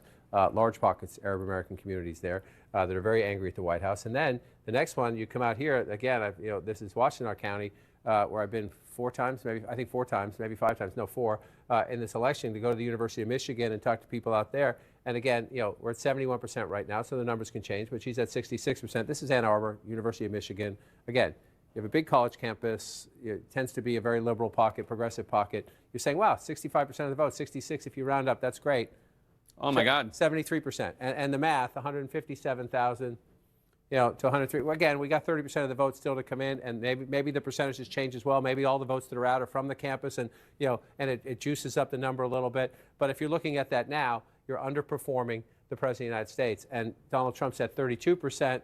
At 26%. If that gap holds, and if his improvement like that holds, I'm sorry, go ahead. That's a big deal, though. Well, I was just going to say, one of the things you hear from the Arab American and Muslim American community in places like Michigan is not that they were going to vote for Donald Trump, but they either were not going to vote or they were going to vote for Jill Stein or Cornel West. I'm not sure if Cornel West is on the ballot in Michigan, but these numbers don't add up to 100 here, so I'm guessing that there is a better than, my guess would be, educated guess would be, there's going to be a better than average showing for Jill Stein in Michigan than in other states. Right, and she worked it hard. She was out there quite a bit. Every trip I was out there, you saw activity. Either she was in the state or had just been in the state.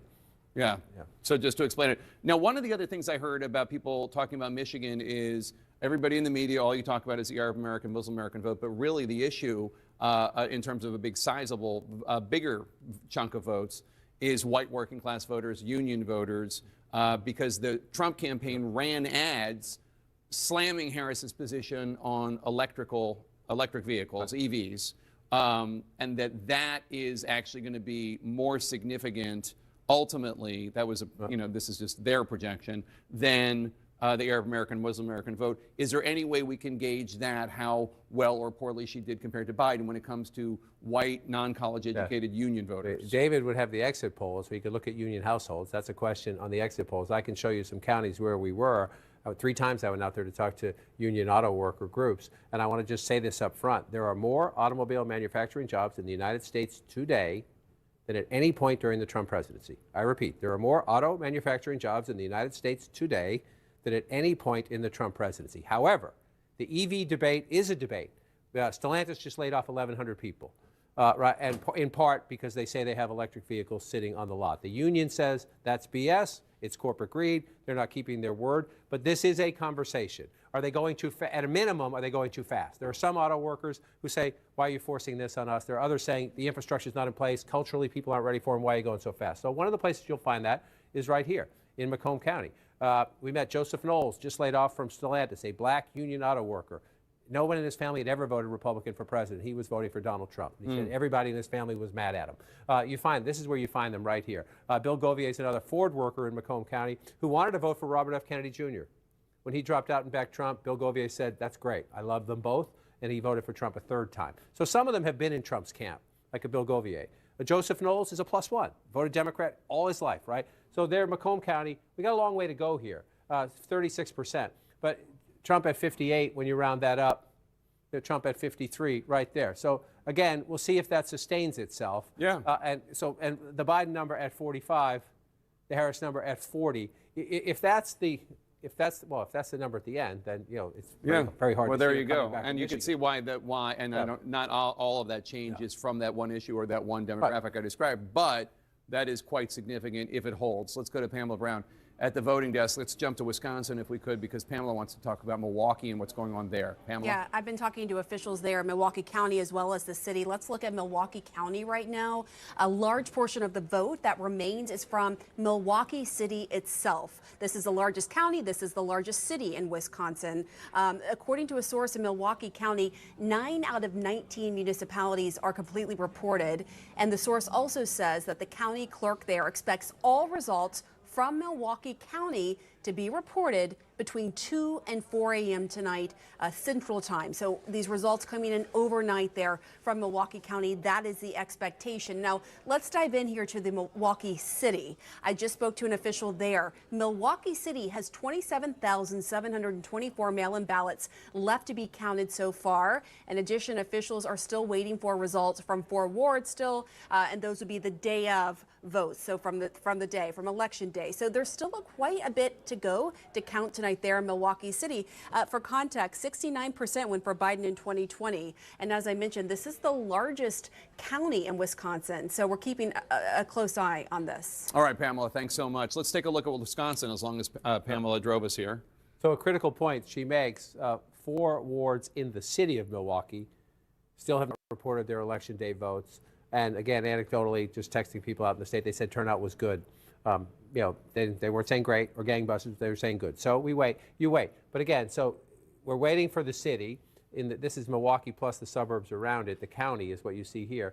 But she's at 66% and Joe Biden's at 69%. So when those city of Milwaukee votes come in, that not only does that percentage need to move, but that math needs to change quite significantly if you're trying to make up that. Now, 96,000. That's better than 150,000, right? Simple math, people. We always say politics can be very complicated. Sometimes it comes down to basic arithmetic. Are there enough votes still out there to overcome a 96,000 vote lead? And so if Pam says 4 big wards are still out in Milwaukee City and there's a little bit more in Milwaukee County, the answer is maybe, right? Again, you're getting to the point where you're drawing to an inside straight flush, but maybe. So then you look around in other Democratic areas, and again, Eau Claire, she's getting 55% of the vote. I just want to compare that. That's okay, a little better maybe, but it's not a ton of. It's just not a ton of people there. Then you come down to La Crosse. You're looking at the blue areas, and you're saying, is there anything left? Not much left, right? It's not a huge swing anyway. So even if you pick up some votes, you're not picking up a ton there. So if you're looking at this map now, I just want to check what was our percentage here? 95% in Dane County, and these other blue counties around it. I'll hit them for you. You just see they're pretty small population-wise. I mean, not tiny, but again, you're at 95% Rock County, 95% Greene County. 92% Lafayette County. That one is a little bit smaller. So again, the math's getting really hard if you're trying to figure out can Harris come back in Wisconsin. And I would say simply that it comes down to that, and those Milwaukee precincts that are out better be gangbusters. May I do a personal prerogative? May I see the Commonwealth of Pennsylvania? We haven't checked in there in a while, and that's obviously a place near and dear to my heart. And I have questions about it. One of them is Allentown, which is blue right now. Allentown, the city of Allentown is 54% Latino, 54%, and Pennsylvania, as we've discussed, has the 3rd largest Puerto Rican population on the mainland, behind only New York and New York and Florida. So my question is, how is she doing in this Latino area compared to Joe Biden 4 years ago. Again, cannot go granular just into the city of Allentown, Right, but right. you can look at Lehigh County here, right? And I can already tell you, 51 to 48, if you're the Trump campaign, sure, you'd like to win it. But you're looking at 48% in Lehigh County, and you're feeling pretty good because you were 46 last time, right? And again, within a battleground state, you think margins within the margins, the battlegrounds within the battlegrounds. So, Joe Biden at 53% with 98,000 votes, the vice president at 50% with 93,000 votes. Now, we're not completely done there, but that 5,000 votes makes a big difference. It just does, right? So and that's there, right? So then you come out here and you come up, let's just move on up, right? Carbon County, look at this, Trump getting 73% of the vote. He's improved. That's one of the places he's overperformed himself. And then you move up here, this is Lackawanna County, Scranton, Pennsylvania, Joe Biden's hometown. It's a tough, competitive blue-collar area, but 51 to 48 now, 54 to 45. And that movement of 4% can be the whole thing. It's a couple thousand votes here. It's a couple thousand votes there. I want to show you something By the way, else. can I just point out Erie has now flipped. Erie, which has always voted with the presidential victor in Pennsylvania and nationally, is now with Trump. Has flipped, and let's see where the turnout is there. Again, it's one of the 25. They're at 95%. It's very close, but it's always very close. So you see Erie County, very close there. And I just want to come across the state, Northampton County. So you're on the, your Buffalo, New York border, and here's New Jersey here. You've got, 52 to 47 there. Not done yet, but the two multi-pivot counties, twice for Obama, then for Trump, then for Biden. At the moment, they're going back to Trump. I just want to show one more thing we haven't shown tonight. I just want to bring this up and bring this out. It's not here. It is here. No, it is here. Sorry. I will figure this out eventually. I promise you. I just have too many gizmos. Just want to come in here. Come on. And show you this. So let's go out nationally first. Everyone's been talking all night long about the headwinds. There'll be a lot of questions asked about this after the fact. This is not a good environment for any incumbent. Kamala Harris is the incumbent vice president. What this shows you is not votes. This shows you the darker the county, the more that county has been hit by inflation. Meaning, the darker the county, the more cost of living, energy prices, gas prices, housing prices in a lot of places have outpaced wage increases. Right? Try to find me. See the green? Yeah, what does that mean? That's the county where your wages have outpaced inflations. You can use a hand.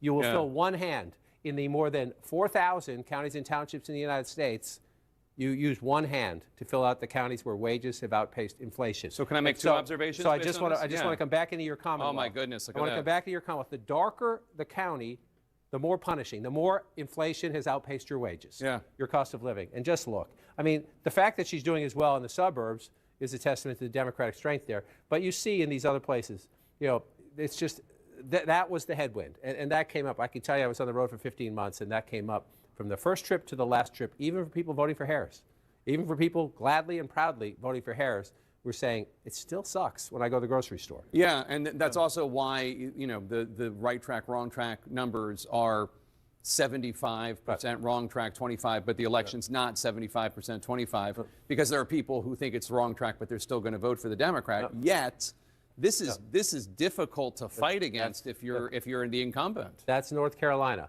Especially you're trying to win back. Look at all the dark colors in Arizona and Nevada. It gets worse as you go west. That's what I was going to say. Then you're in Georgia. Look, this is the Atlanta suburbs, right? If she loses just a little tiny bit, right? And look down here. These are working class people, right? And then you're absolutely right. Then you come out here and you look at in Arizona. That's Maricopa County. That's the largest county. Up here is usually Democratic area. He's winning Maricopa County. He is at the, that's just the, let's see. Let's come up there. It's close. That one's close still at half and half as you bring that out. And then you come here. This to me, of all the visits, you want to talk a place that still has the COVID body bruise because unemployment hit 30%, twice the national average. Tourism. And then the cost of living. I mean, look at it right there where, again, the darker the county, the more, and out here it's housing more than anything. Housing in Vegas, a lot of people rent. There's not a lot of land to build new houses, so the rents go up. And once the COVID moratorium on rent increases went up, rents went up through the chutes, and a lot of the working class people out there complaining about that. I wasn't done with Pennsylvania, well, we'll go back. But hold on, because Pamela. No, go to Pennsylvania because Pamela's. I'm going to throw it to Pamela. She has some information on Georgia. if you could. There you go. Pamela, what do you got for us in Georgia? This is important information in Georgia. I'm getting from Gabriel Sterling, the top election official there. The margin right now in Georgia is 118,000 votes, right? 100,000 votes are outstanding right now. This is what I'm being told from Gabriel Sterling. Now, he says the split will go marginally for Harris. So let's break down what we know about where some of that outstanding vote is. Chatham, 40,000 outstanding, I'm told. This is a county that went to Biden in 2020. Carroll, outstanding, 18,000. This is a county that went to Trump in 2020. And then you have the blue counties of DeKalb and Fulton. DeKalb has 3,000 outstanding ballots. Fulton has 2,000 outstanding ballots. Again, just to recap, tight margin, 118,000, 100,000 votes still out in Georgia. And Gabriel Sterling says it's the split coming from that will be marginally, his prediction is for Harris. But this is what the data coming in is showing right now. Back to you. John, do you have any questions for Pamela?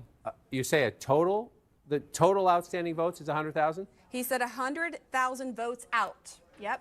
Well, and so I just gave you a little snapshot of where some of those places are. Chatham, Carroll, I asked, when are we going to find out these results from these counties? He did not have a timeline exactly for that, but hopefully soon. But the significance, obviously, that Donald Trump right now has a margin of 118,838 votes, and you're saying there's 100,000 left. If he's being literal, sometimes 100,000, they're getting calls from counties and they say 20,000, it's really 22. Right. They say 30,000, it could be 33. John, but if he's can I just jump in? Yes, please. Actually, we asked about how do you know these numbers, and actually by law, they have to have it, the actual numbers. So I understand your point, but I think they do have more precise numbers based on what the law requires. Interesting. Well, then that math sends a shockwave through the Harris campaign. Yeah. If that is literal, just even if she won them all, if there's 100,000 left, and she won them all, and she won't, he's 118,000 She votes said ahead. marginally for Harris, which means probably like 53-47 or something along those lines. Interesting. Well, we'll have the decision desk talk to the people in Georgia. Can I go back to Pennsylvania for 1 second? I want to look at Philly for a second because it was so important. It's so important for every Democrat to drive up the margins here. Harris is with 78% reporting. Harris is at 78.1%. to Donald Trump's 20%. We've already talked about this. This is a better performance by Donald Trump than in 2020 and also in 2016. So watch where he is, right? You can look at it either way. He was at 18%. Now he's above 20%. If we go all the way back in time, 21 the state, he was at 15%. The third-party candidates mattered a little bit there, more statewide than they did in Philadelphia, but a little bit. So look at, you just track Donald Trump in Philadelphia, right? Philadelphia, 15%. And 108,000 votes in 2016,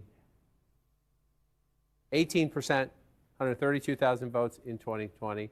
We're not quite done in 2024, but it's a lower vote count. It's the margins. Because we're not at 100 yet, this down. Yeah. If he keeps that number, he's got that's going to pass the last one. Absolutely. The margins, again, she's at 78%, and there are some places that are swing counties, and you're fighting to move them. When you're starting a plan to run for president, and you know how deep Trump's support is across Pennsylvania, you know you have to do it here. You just have, it's math. It's math. I mean, 30% of the state population lives right here. Yep. Right here. So if you're going to offset that, you just got to run it up. You just got to run it up here. And she's at 78%.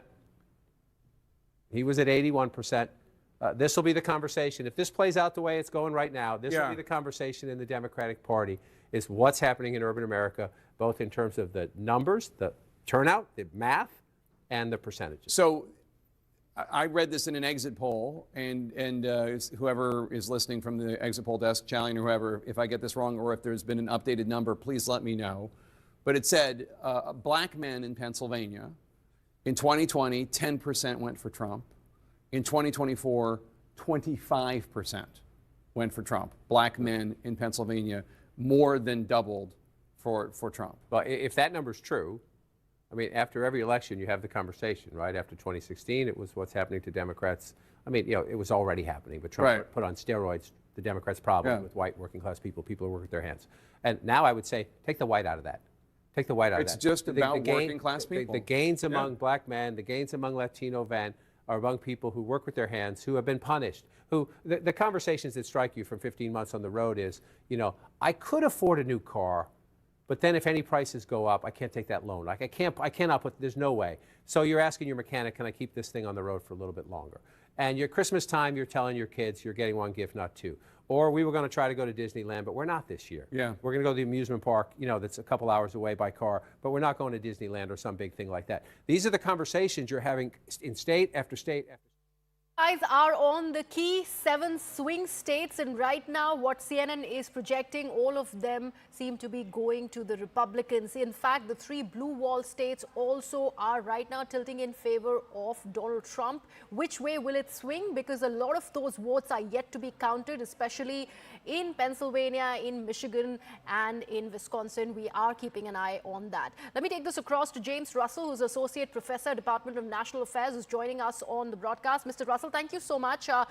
Let's talk about the blue wall states initially that have not really been working well for Kamala Harris. Do you see her path to victory campaign really going all wrong when she was concentrating on just these blue wall states? Well, it's difficult to say, of course, but the short answer is that this offered her the only path available, I think. I mean, you can see from the map of America, of red state America, that the key for any Democratic candidate is the eastern seaboard, the western states, and the blue wall states in the middle. And this really offered her the only chance to replicate, of course, what Biden did 4 years ago. So I don't think you can question her emphasis on trying to win these states. And as the problem being, of course, as the CNN reporters have been telling us all night, yes, Harris has simply been underperforming what Biden did 4 years ago, and Trump has done better. Erie County, for example, in Pennsylvania, which is this sort of mixed county up in that's sort of emblematic of the way things have been going for Trump over the evening in states like North Carolina and Georgia and Michigan. And he has won Georgia, Mr. Russell. We are learning that this is the latest projection by CNN that Trump, in fact, has taken Georgia. Yeah. So I think the election at this point is effectively over. I mean, of course, we haven't gotten to a victory yet, but it looks almost certain that Trump is going to be returning to the White House. So you wouldn't say that this is still very early to call because you are putting it out there in black and white that it is a Trump victory after all that we are looking at, even though there are about so many votes that are yet left to be counted, especially in these blue wall states of Pennsylvania, Michigan, and Wisconsin. Yes, it's true, but Harris has to win every single one of these states, and it doesn't look like she's going to. For example, she's too far behind, I would think, in Pennsylvania, and she's having problems in Michigan and Wisconsin, and Trump just has to win one of these at this point. And I think the math is against a Harris victory at this point. And I think that's the lesson of the evening, which is that Trump has outperformed what the polls suggested he was going to do, and like 8 years ago, he's basically replicated a lot of his performance from 8 years ago when he was running against Hillary Clinton, winning in these places like Pennsylvania, for example, which have been close but have gone Democratic in most of the elections. So I think it looks pretty bleak for the Harris campaign at this point. And Mr. Russell, even that race card that Kamala Harris sort of was playing and, probably leading with her African-American heritage really is not really working for her, because if we specifically talk about Pennsylvania, and we were just hearing our CNN colleagues, and they were talking about how the black men in Pennsylvania have really doubled as a vote bank for Donald Trump in Pennsylvania. I think this has been an issue for the Democrats for the last couple of months, and they've done in their own internal polling that they were showing this, and so they sent out Barack Obama, for example, to go into the black areas and lecture the black men about voting for Kamala. But the fact also is it's not just black men; it's also white men. The reality, I think, of the politics in America today is that a majority of the voters are not ready to send a woman into the presidency. And I'm ashamed to say that as an American, but I think this worked against her. I think it motivated male voters to come out and vote against her. And I think it's awful to say, but again, the Democrats were focusing upon this a couple of months ago because their internal polling numbers about black men. Biden was carried 90% of black male votes 4 years ago, and these kinds of things, as I said, in elections that are going to be this close as they are this time around, they've worked against Harris, which is a great sadness, but there we are. Right, James Russell, stay on with us and hold that thought over there. Let's go back to CNN and see what the latest projections now are learning of.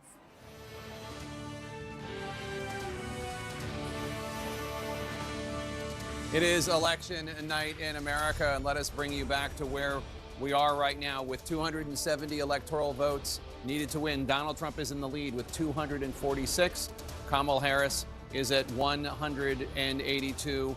There are still 5 battleground states that remain uncalled by CNN. Let us go and look at where they are. Pennsylvania, Donald Trump in the lead with 50.8% of the vote. Kamala Harris with 48.1% of the vote. Donald Trump has a more than 165,000 vote lead. Let's go to Kamala Harris headquarters right now. Let's listen in. Good evening, HU. I want to say good evening to all of the Harris campaign, the campaign family. Thank you for all that you have done. Thank you for being here. Thank you for believing in the promise of America. Votes to count. We still have states that have not been called yet.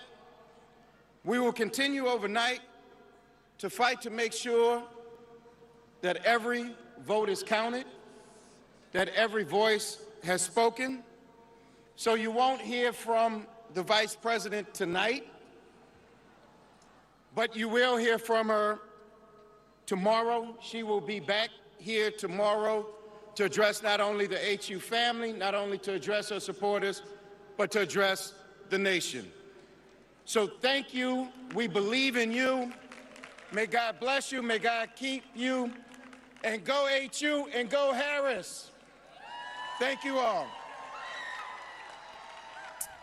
Cedric Richmond, top advisor to Kamala Harris, used to be top advisor to Joe Biden in the White House, basically telling people at Howard University, where Vice President Kamala Harris was going to have her celebration party, theoretically, that Kamala Harris is not going to come out tonight. She will come out tomorrow and address the nation, which I guess is what we could expect, given the fact that we're not going to know definitively this evening the results. Ever been to Howard University when there's a big crowd? That is not the sound of a big crowd there. That is not a celebratory mood, and I think that was a tough kind of coming out conversation for Cedric Richmond. Yeah, I mean, it's the 2024 version of the Javits Center at this time. I'm not saying that it's going to end that way, but at this time, it's feeling like it's too early, and the senior person comes out and says, everybody go home and we'll see what happens, and we will see what happens when we get the rest of the votes. But in the immortal words of Bob Dylan, you don't have to be a weatherman to know which way the wind is blowing. Right. And this very much felt, I mean, you know, we talked before about whether this felt more like 2020 or 2016. This felt so much like the Javits Center, and specifically her campaign chairman, John Podesta, came out at almost exactly this same point 8 years ago and made almost exactly that same speech. And the next day, Hillary Clinton came out and conceded. Now, again, he is not at 270 yet. She has not lost this race, but you don't have to be a weatherman. Right. And just to go over where we are right now, so there are 7 battleground states, and we have called, CNN has called, projected that Donald Trump will win 2 of them, North Carolina and Georgia. So of the 5 that are remaining, there's Arizona. Trump is in the lead currently with 0.72% of the vote. Pennsylvania, Donald Trump is in the lead with 2.6% of the vote. Wisconsin, Donald Trump is in the lead by 3.53% of the vote. And then there's Michigan, Donald Trump is in the lead with 6.12% of the vote. There's also Nevada, which I don't see on that list there, and I haven't committed it to memory, but there wasn't enough really percentage of the vote that had come in yet for us to be definitively saying anything. In any case, the point I'm trying to make is of the 5 battleground states that are outstanding, Donald Trump is currently in the lead in all 5 of them. And in a place like Nevada, the demographics are something that is more favorable to them. That's an electorate that has more male voters, more Latino voters, and those are 2 groups we're seeing who are leaning towards him. And I just want to go back to, even though we don't know where the blue wall states are yet, we're still waiting for votes to come in, some of the underlying themes that we are seeing that, Audie, you were talking about a little while ago that I think it's important to go back to. One of the things that we started out the evening with was about the women, the question about whether or not women were going to come out for Kamala Harris, whether or not men were going to come out for Kamala Harris in a post-Roe world on that issue. And if you just look at, for example, suburban women, they, according to the national polls, they went for Trump. It seems like abortion was not the animating issue it was the way it was right after the Dobbs ruling. In so many of these exit polls, I'm seeing that the economy, the people who are most upset, listed themselves as angry or facing severe hardship. Those are the people who really went for Trump. Yeah, I have to confess that I always thought in the last week or 2 of the campaign, this idea of trying to appeal to secret voters was something of a risk. Anderson? Jake, thanks very much. This is the first time we've all talked. David Axelrod, what do you make of what we've seen? Look, I think that this was a race that was very, very close in the polling. And for the longest time, including up until last night, I and others said we had notions, we had feelings, but we weren't going to make any predictions. And the truth is we're sitting here tonight and we're waiting for the 3 states that can determine the race one way or the other to render a verdict, and they're close. And she's right to wait to have those votes counted. But what was very clear watching the night unfold is that rural areas voted for her in significantly less numbers than, or percentage-wise, than they did for Joe Biden 4 years ago. And she could make up the difference in some of these suburban areas and the cities. And I think the discussion that John King had was very pertinent. I care deeply, more than I can say tonight, about democracy and what it means. I've said it a million times, I'm the son of a refugee, and I revere this country, and I'm so grateful for what it's given my family and everyone else. But part of democracy, and this is my major difference with Donald Trump, part of a democracy is to honor the will of the people, to honor its institutions. I imagine that that's what the vice president's going to do when the final verdict comes in, if it's not a positive verdict. And I think there is a message in that. Yeah. There is a message in that. And I think it's an important message. I think the reality is Kamala Harris faced tremendous headwinds heading into this. I was riding on a bit of a vibe, in a sense, in the final stretch because she did feel like she had energy. But the fundamentals have been against her from the outset. Biden's unpopularity was dragging her. She had opportunities to create distance with him, and I think chose not to. I think it's a respectful thing. You don't want to throw your boss under the bus. But the reality is Donald Trump was going to blow Joe Biden out of the water, and she needed to create that distance.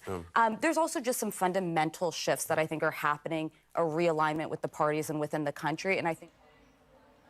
All right, let me take this back to my guest on the broadcast, James Russell, who continues to be with us. James, we were just learning of, where are the stakes really in favor of Donald Trump at the moment, and how most of the people there at CNN, also our colleagues, talking about how the unpopularity of Joe Biden has dragged Kamala Harris, and that's really speaking much about her campaign. In fact, for her campaign manager and one of the senior person from the Kamala Harris campaign really coming out there and saying that she will not be addressing the gathering at the Kamala Harris HQ really says a lot. And while we learn of that, we are also learning how Donald Trump is already headed to that watch party, and his address to his supporters is almost imminent. Yes, right. Mr. Russell. Yes. Well, I mean, I think this is what's happening, obviously, in the evening in the United States, which is that the Democrats are going down in flames once more, and Trump is going to ascend to the throne. It's a replay of 2016, very much so, and so. This is what you would have expected to come out of the Harris spokesperson, and it does not. They haven't been getting any good news all night. There were all kinds of hopes coming into this election evening that she was going to be close in places like North Carolina and Georgia, and the truth is they weren't. And there was this hopeful poll in Iowa the other day that had her up, and she got swamped in Iowa. And so, what is there to say about this for a citizen like myself? I'm aghast at what has happened in the country, and the vote that most Americans are casting for dictatorship, which is what it amounts to, and a convicted felon, a grifter, an incompetent businessman. Who doesn't have the best interests of the American people at heart, and they've given him license for another 4 years. That's what it looks like, and I think it's an absolutely extraordinary event that says not very much about Donald Trump, but it says a lot about the state of the United States, that is to say, the state of America. And it's not a flattering portrait of the United States in any way, shape, or form. It's a very depressing sight to think that the millions of people sign up to this vision of America that's divided and that is going to be going after immigrants and that is against women. I mean, the list of things just goes on that the people of the country are apparently comfortable with. And what I would say is about it all is that the American people are going to get exactly what they deserve with Donald Trump coming into office. Mr. Russell, you said it exactly like it is, because you mentioned about the women. They seem to have voted for Donald Trump. You mentioned about the immigrants. They seem to have voted for Donald Trump. And that's how things really stand over here. 2 of the key battleground states have already been called. They are going to Donald Trump, only 5 of them remaining. And most of where Donald Trump, in fact, all of them has Donald Trump really leading. In fact, hold that thought. We will go into a very, very short break and come right back. We do know how Donald Trump is already on his way to address that watch party there at the Donald Trump HQ.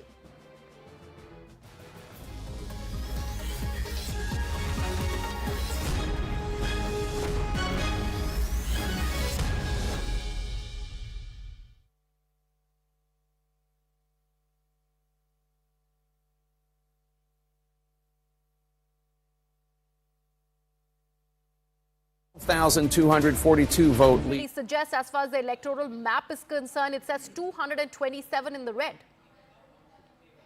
I mean, look.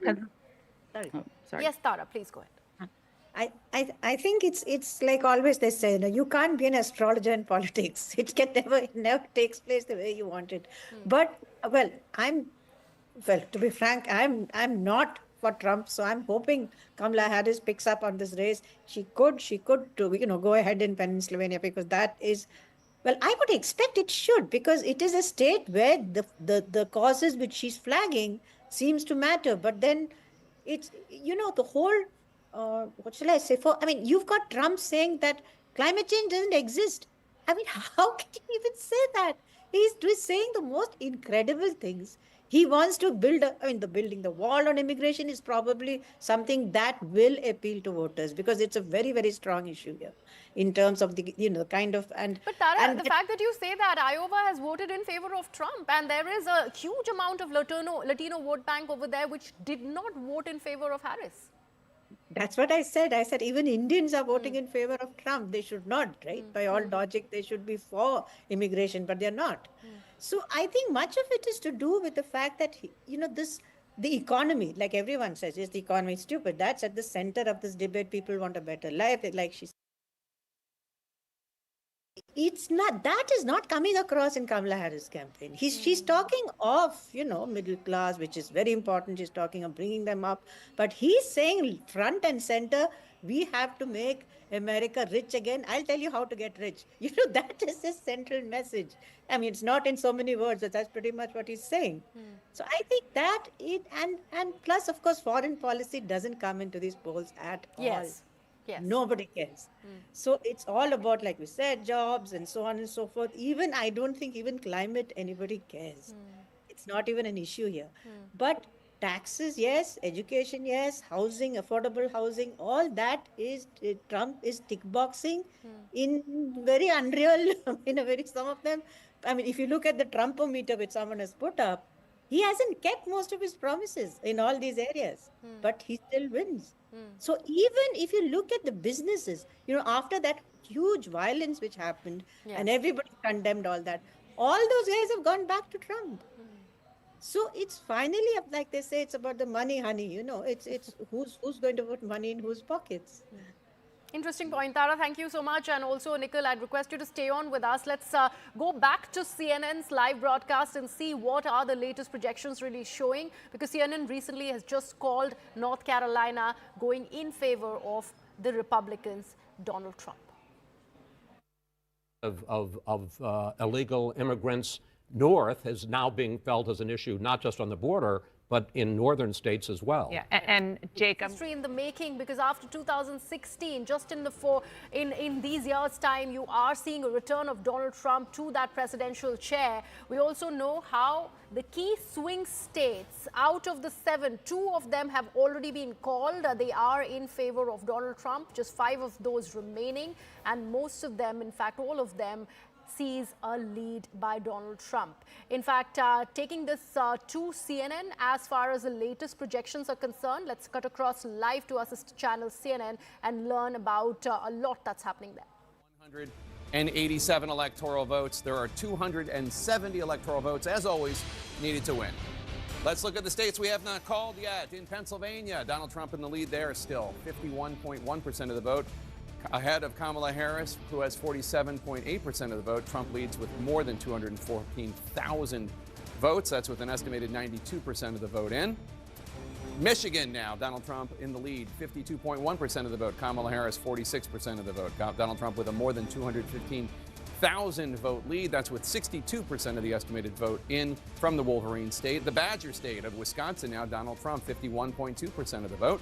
Kamala Harris, 47.2% of the vote. Donald Trump, more than 113,000 votes ahead of Harris with an estimated 86% of the vote in from Wisconsin. In Arizona now, Donald Trump in the lead there too, 49.9% of the vote. Harris with 49.2% of the vote. Donald Trump with a more than 12,000 vote lead. That's with only 52% of the estimated vote in from Arizona. Still a lot of votes to count in Arizona. Nevada now, they've really counted a lot of votes. Donald Trump, 50.9% of the vote. Kamala Harris, 47.6% of the vote. Donald Trump with a more than 33,000 vote lead. That is with 70% of the estimated vote in from Nevada. Last time we looked, it was only 2%. John King, look at that. Your buddies in Nevada reporting their votes there. Well, last time it took a very, very long time. So if they're starting to get some in tonight, that's progress for Nevada. I just want to show this. This was a conversation you guys were having over at the panel table the other day, just on the importance of Pennsylvania, as we're at this point now, where North Carolina and Georgia have gone for Trump. You see the yellow of the states still on the map. Now, we project Alaska is going to come in for the Republican. If that were to change, that would change these paths. But there is no path to 270 for the vice president that does not include the Commonwealth of Pennsylvania. So, yes, she needs to win all blue wall states to get there. That would get her there on its own as long as she wins Nebraska's 2nd congressional district. But there's no way to get there without Pennsylvania, which is why that is absolutely critical that she win there. I just want to show you what I mean. Let's assume that she came back and won Michigan. She's trailing now. Let's assume she came back and won Wisconsin. She's trailing now. She's trailing here, and she's trailing here. Even if she won them all, if Donald Trump won that, he'd be over the top.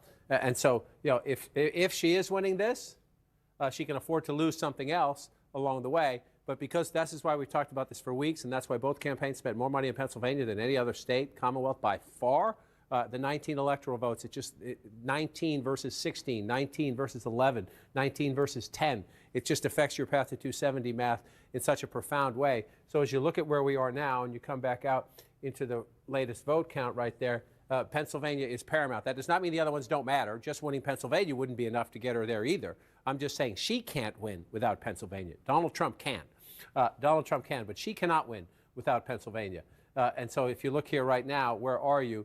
That's 219,342 votes with 93% of the vote in. This is why when you heard Cedric Richmond at the Harris event said we would not hear from the vice president tonight and that she wants every vote counted. You did not hear him say, we see a viable path to victory. He did not speak those words. That doesn't mean it's not mathematical. The states have not been called. But he did not say we see a viable path to victory. He said we want all the votes to be counted. And so you look here at 51%. Again, one of the big questions was, could Donald Trump get over 50? In most of these battleground states in 2016 and 2020, he was a 47, he was a 48, maybe he was a 49. In Pennsylvania right now, Donald Trump is at 51.1. And again, you're looking at a state, the vice president simply, there's a lot of states to count still, but if you want to look at one question, she cannot lose Pennsylvania. She just cannot. The math doesn't work if she does. So you're looking, yes, there are still some votes down to be counted down here. I think when we get closer to 100% in Philadelphia, that's going to settle the math once and for all. It's improbable at the moment. Let's just be honest about it, but it's not impossible. So you keep it on the board right there and you look. 78% though. 78% estimated in Philadelphia. She's at 78%. Look at the 484. You come back here, 78% to 81%. 3 points in the state's largest city that is absolutely fundamental to Democratic victory, underperforming Joe Biden by 3 percentage points, and at the moment, more than 100,000 votes. We're not done with the math yet. That's it. I mean, you can find other places too. You can find. We looked through some of the blue-collar counties earlier where she was underperforming Biden and Trump was moving up. We can come back and look at that again if you want. Just Trump outperforming 2020 by 3% or more. This is significant. It's happening mostly in counties he's winning anyway. Right? She's overperformed a little bit in Chester County down there, which, again, 8-10 years ago was a Republican county. But where is Donald in Bucks County, which he's right at is currently flipped to red. But a lot of it's out here in places where Donald Trump already runs strong. He's running stronger, and that's critical. One of the questions coming into the campaign was, well, Donald Trump got 2016 phenomenon, more votes in 2020, but he lost. Are there really more Trump voters out there? Well, yes, apparently there are. And you see them right there, and you see them in other states as well. So there's Pennsylvania. Jake, I just want to go through these quickly to see if the math has changed. 63%. We've been stuck there for a little bit. You come down here. Again, when you're looking at 224,000 votes, Joe Biden won Michigan by 154,000 votes. Donald Trump's at 224,000 votes. And so you're looking and you're saying, where? Where? Is it possible? Well, the only place you can get that many votes is Wayne County. They're at 24%. So you see, she's at 58% right there. Donald Trump at 39%. Again, you want the conversation that is going to start once these states are called, assuming we stay on the trajectory we are on, which the trajectory we are on, not there, we're not the finish line, but the trajectory we are on is an overwhelming Donald Trump victory in the Electoral College. The possibility of flipping back all 3 blue wall states, but even if he loses Michigan, look at that. That's going to be a conversation in the Democratic Party. How's that happening? How is Donald Trump getting 30% in up to 39%? How's that happen? How did he get 30%? The Democrats were already debating how did he get 30% 4 years ago. If that number holds and Donald Trump's above 35%, close to 40% in Wayne County, Michigan, the Democratic Party has a big conversation on its hand. When I started doing this a very long time ago, it was about the Reagan Democrats in Macomb County. Now it's going to be about the Trump Democrats everywhere. The Trump Democrats everywhere, including black men in Wayne County. There'll be people saying it's the Arab American vote, young voters didn't come out. The analysis will start as soon as we're done getting someone to 270, but that's a huge problem, and you see it again here. Again, the foundation of the Democratic Party is urban America, and then the close-in suburbs. That's where the math is. And that has allowed Democrats, allowed Joe Biden to withstand all of that. Donald Trump's phenomenon in rural America, where he's not only winning those counties, but the math is up, and this time again, he turned out more voters. Milwaukee, Wisconsin, this is Milwaukee County, the city and the suburbs around it, but the vice president's at 66%. That looks impressive, except when you go back 4 years ago, and you see the president of the United States was at 69%. And so in place after place, especially starting in the foundations, Anderson, the building blocks of the Democratic Party, which is urban America, she's having a problem. We're not done with all the vote counting yet, but she's underperforming President Biden from 4 years ago. In the close-in suburbs, I can find some exceptions to this, but in the close-in suburbs, she's doing reasonably well, reasonably close, exceeding it in some places. But Trump is doing better in urban America, a little bit better in some key suburbs in battleground states, and turning out even more voters in the red rural counties where we have seen the Trump phenomenon in 2016 and 2020. It's with us again in 2024. Yeah. John, we'll come back to you. Caitlin Collins is at Trump headquarters, where we expect the former president to speak soon. Caitlin, do we know, how soon he may get there, and any idea on what he may say? No, Anderson. Obviously, we're waiting to see what this is going to look like, because this is so new to the Trump campaign as well. They've been watching these numbers carefully all night as John King has been going back and forth on the magic wall, but they themselves obviously were waiting to see, were there any surprises in store? They were watching closely. The gut check of North Carolina and Georgia obviously came through for them, and now we are told Donald Trump is he is making preparations to head over here to the convention center. This is where the official watch party is, and Anderson, we saw aides preparing a teleprompter on stage, heightening the lectern and the microphone to make sure it's ready. So a clear sign that we do expect to hear from him. When that happens remains to be seen. And Kristen, obviously, as we've been looking at this, Trump is famously very superstitious. He doesn't like to, start planning things too far in advance, talking too much about who he'd put in a potential cabinet, much less working on a speech, which he said today he did not have remarks prepared. And even the people around him were hesitant to put anything down. There were some conversations about potentially drafting something either way, drafting two versions of the speeches, but they were still hesitant to even do that. And a reminder that Donald Trump finished up his rally last night at 2:30 in the morning. When they got on the plane, there were some conversations about what tonight was going to look like, but essentially everybody was like, let's wait and see, let's go and see. Now, I am told that when Donald Trump gets here, it's not clear if he's going to go to the stage right away. We know, obviously, they have called North Carolina and Georgia, which were big wins for the Trump campaign. Whether or not they're going to wait for one more of those big swing states remains to be seen. We do believe he's going to be here imminently, that he's going to leave Mar-a-Lago, head over here. We obviously know that they've bussed over all of the people from Mar-a-Lago who have just arrived here. We've seen this room fill out. But how exactly he's going to handle this moment remains to be seen. We know what happened, obviously, in 2020. I am told he's in a very different headspace now than he was at that point, probably because of the fact that they are telling him that he could win this. Yeah, you could sense that today when he was voting at his polling place as well. He was talking in more reflective ways about the campaign. He was saying he believed it was one of the best campaigns they've ever run, talking about in terms of just pure messaging. I mean, obviously, some of his allies would disagree from the candidate himself on that front. But one thing about this room tonight, obviously it's filled with his supporters who were here, who were invited by the campaign. A lot of his allies were also at Mar-a-Lago with him, people like Elon Musk, Robert F. Kennedy Jr., Dana White.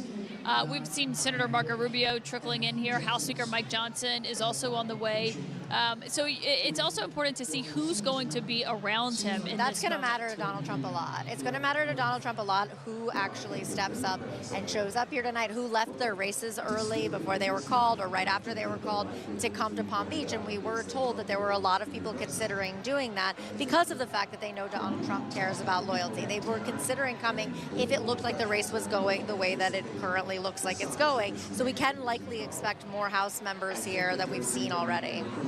Yeah, and we know family members obviously have been around him. We saw, I was told by someone that Barron Trump was with him in Mar-a-Lago earlier. Obviously, Melania Trump went and voted with him at their polling place just a few hours after y'all got back from Michigan from that early morning rally.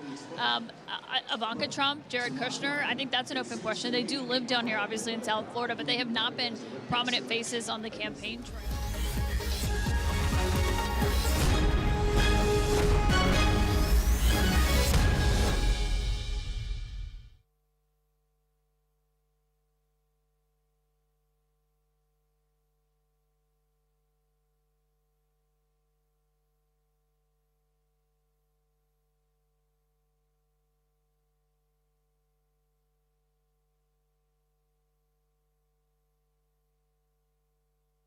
I come back to 2024, and let's just pop in this and see, where's Harris underperforming? Where is Harris underperforming Joe Biden? In a state Joe Biden won by 11,000 votes, you can't really underperform. And she's underperforming in 28 of the 159 counties, right? So we have more votes to be counted. We're not done yet. This is not a final glimpse. But you see out in these rural areas, this is part of the secret of Joe Biden's win in 2020. He got his butt kicked by Donald Trump in these small rural counties, but he did better than Hillary Clinton. Blue-collar workers, rural workers, people who work with their hands, Joe Biden did just a little bit better.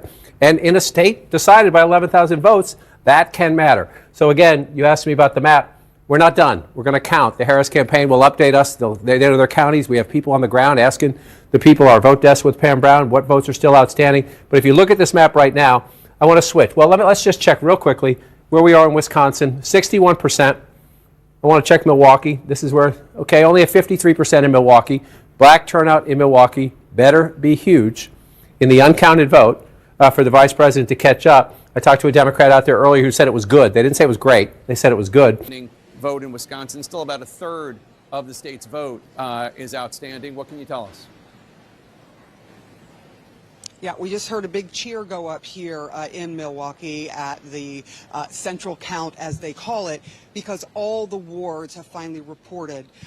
So they are counting these ballots as fast as they can. They do believe that they're going to be able to give some kind of idea of this count after midnight. It will not take the extra 2 or 3 hours they thought it might because of that problem with what happened with the tabulators, which, by the way, are right behind me, one of them. All 13 of them, there was an issue. A door was not locked, and so they, out of an abundance of caution, decided that they were going to rerun through the absentee ballots, 30,000 of them, but they've been able to do that, and now they're about 80,000 of 325,000 that have already been processed. All right, with me now, we have Patricia Ruiz-Cantu and Douglas Haig, Republican, Democrat. Both of them are on the Milwaukee Election Commission. First of all, how are things going, and do you think we're going to find out something soon? We will. I think things are going really well, even though we had a little hiccup. But, as... Let's now take a look at the latest projections by CNN. Former President Donald Trump has won Ohio, Iowa, Kansas, and Idaho. Now, there are 17 electoral votes at stake in Ohio, 6 electoral votes at stake in Kansas, and 4 of them at stake in Idaho. In fact, CNN has also projected that Vice President Kamala Harris has won California, Oregon, and there are about 54 electoral votes that are in stake in California, and it takes at least, remember, 270 electoral votes to win the U.S. presidential race.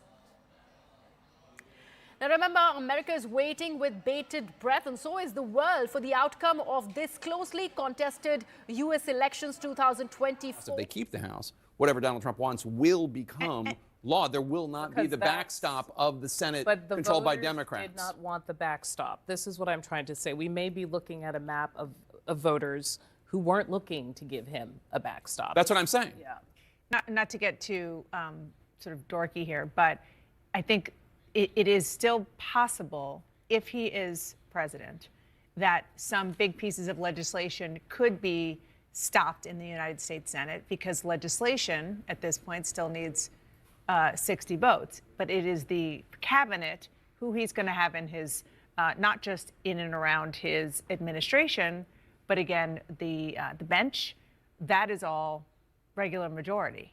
Yeah, it's interesting when you think about it because the Supreme Court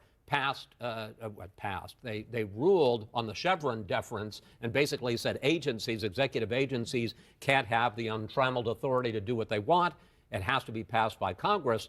And you could end up with the Democratic minority. I mean, again, all of this is somewhat speculative. Democratic minority in the Senate being able to block legislation and the Trump agencies not able to enact it on their own. Yep. Just one of many things that we would be talking about if Donald Trump does, in fact, win. We're not there yet. Jake, over to you. Thanks, Dana. Let's bring you back to the key race alert and where we stand with the battleground states that we have not called yet. Pennsylvania, Donald Trump in the lead, 51.1%. Kamala Harris is 47.8%. Donald Trump has an almost 220,000 vote lead. That's with 93% of the estimated vote in from the great Keystone State. Michigan, Donald Trump up 52.4% to Harris's 45.8%. Donald Trump with a more than 244,000 vote lead in Michigan with 66% of the estimated vote in. In Wisconsin, Donald Trump 51.2%, Harris 47.1%. Donald Trump with a more than 120,000 vote lead with an estimated 89% of the vote in from the Badger State of Wisconsin. Arizona, Donald Trump in the lead 50% to Harris's 49.1%. Donald Trump has a 16,000 plus vote lead with an estimated 53% of the vote in from Arizona. In Nevada, Donald Trump in the lead there, 51% to Kamala Harris's 47.4%. Donald Trump with a more than 37,000 vote lead with 70% of the estimated vote in from Nevada. John King. You're looking at the map and we're watching, we're just trying to see. The only question really now is, well, the first question is, can the vice president win Pennsylvania? If she does not, Donald Trump is the next president of the United States. And then from there, if she wins Pennsylvania, Donald Trump still has other paths to 270. So for the vice president, your priority is here. And you'll notice all three of those states are red. That's the so-called blue wall. The blue wall is ruby red at the moment, not done counting the votes. So let's turn it off and wander through them, starting in your home state, the Commonwealth of Pennsylvania.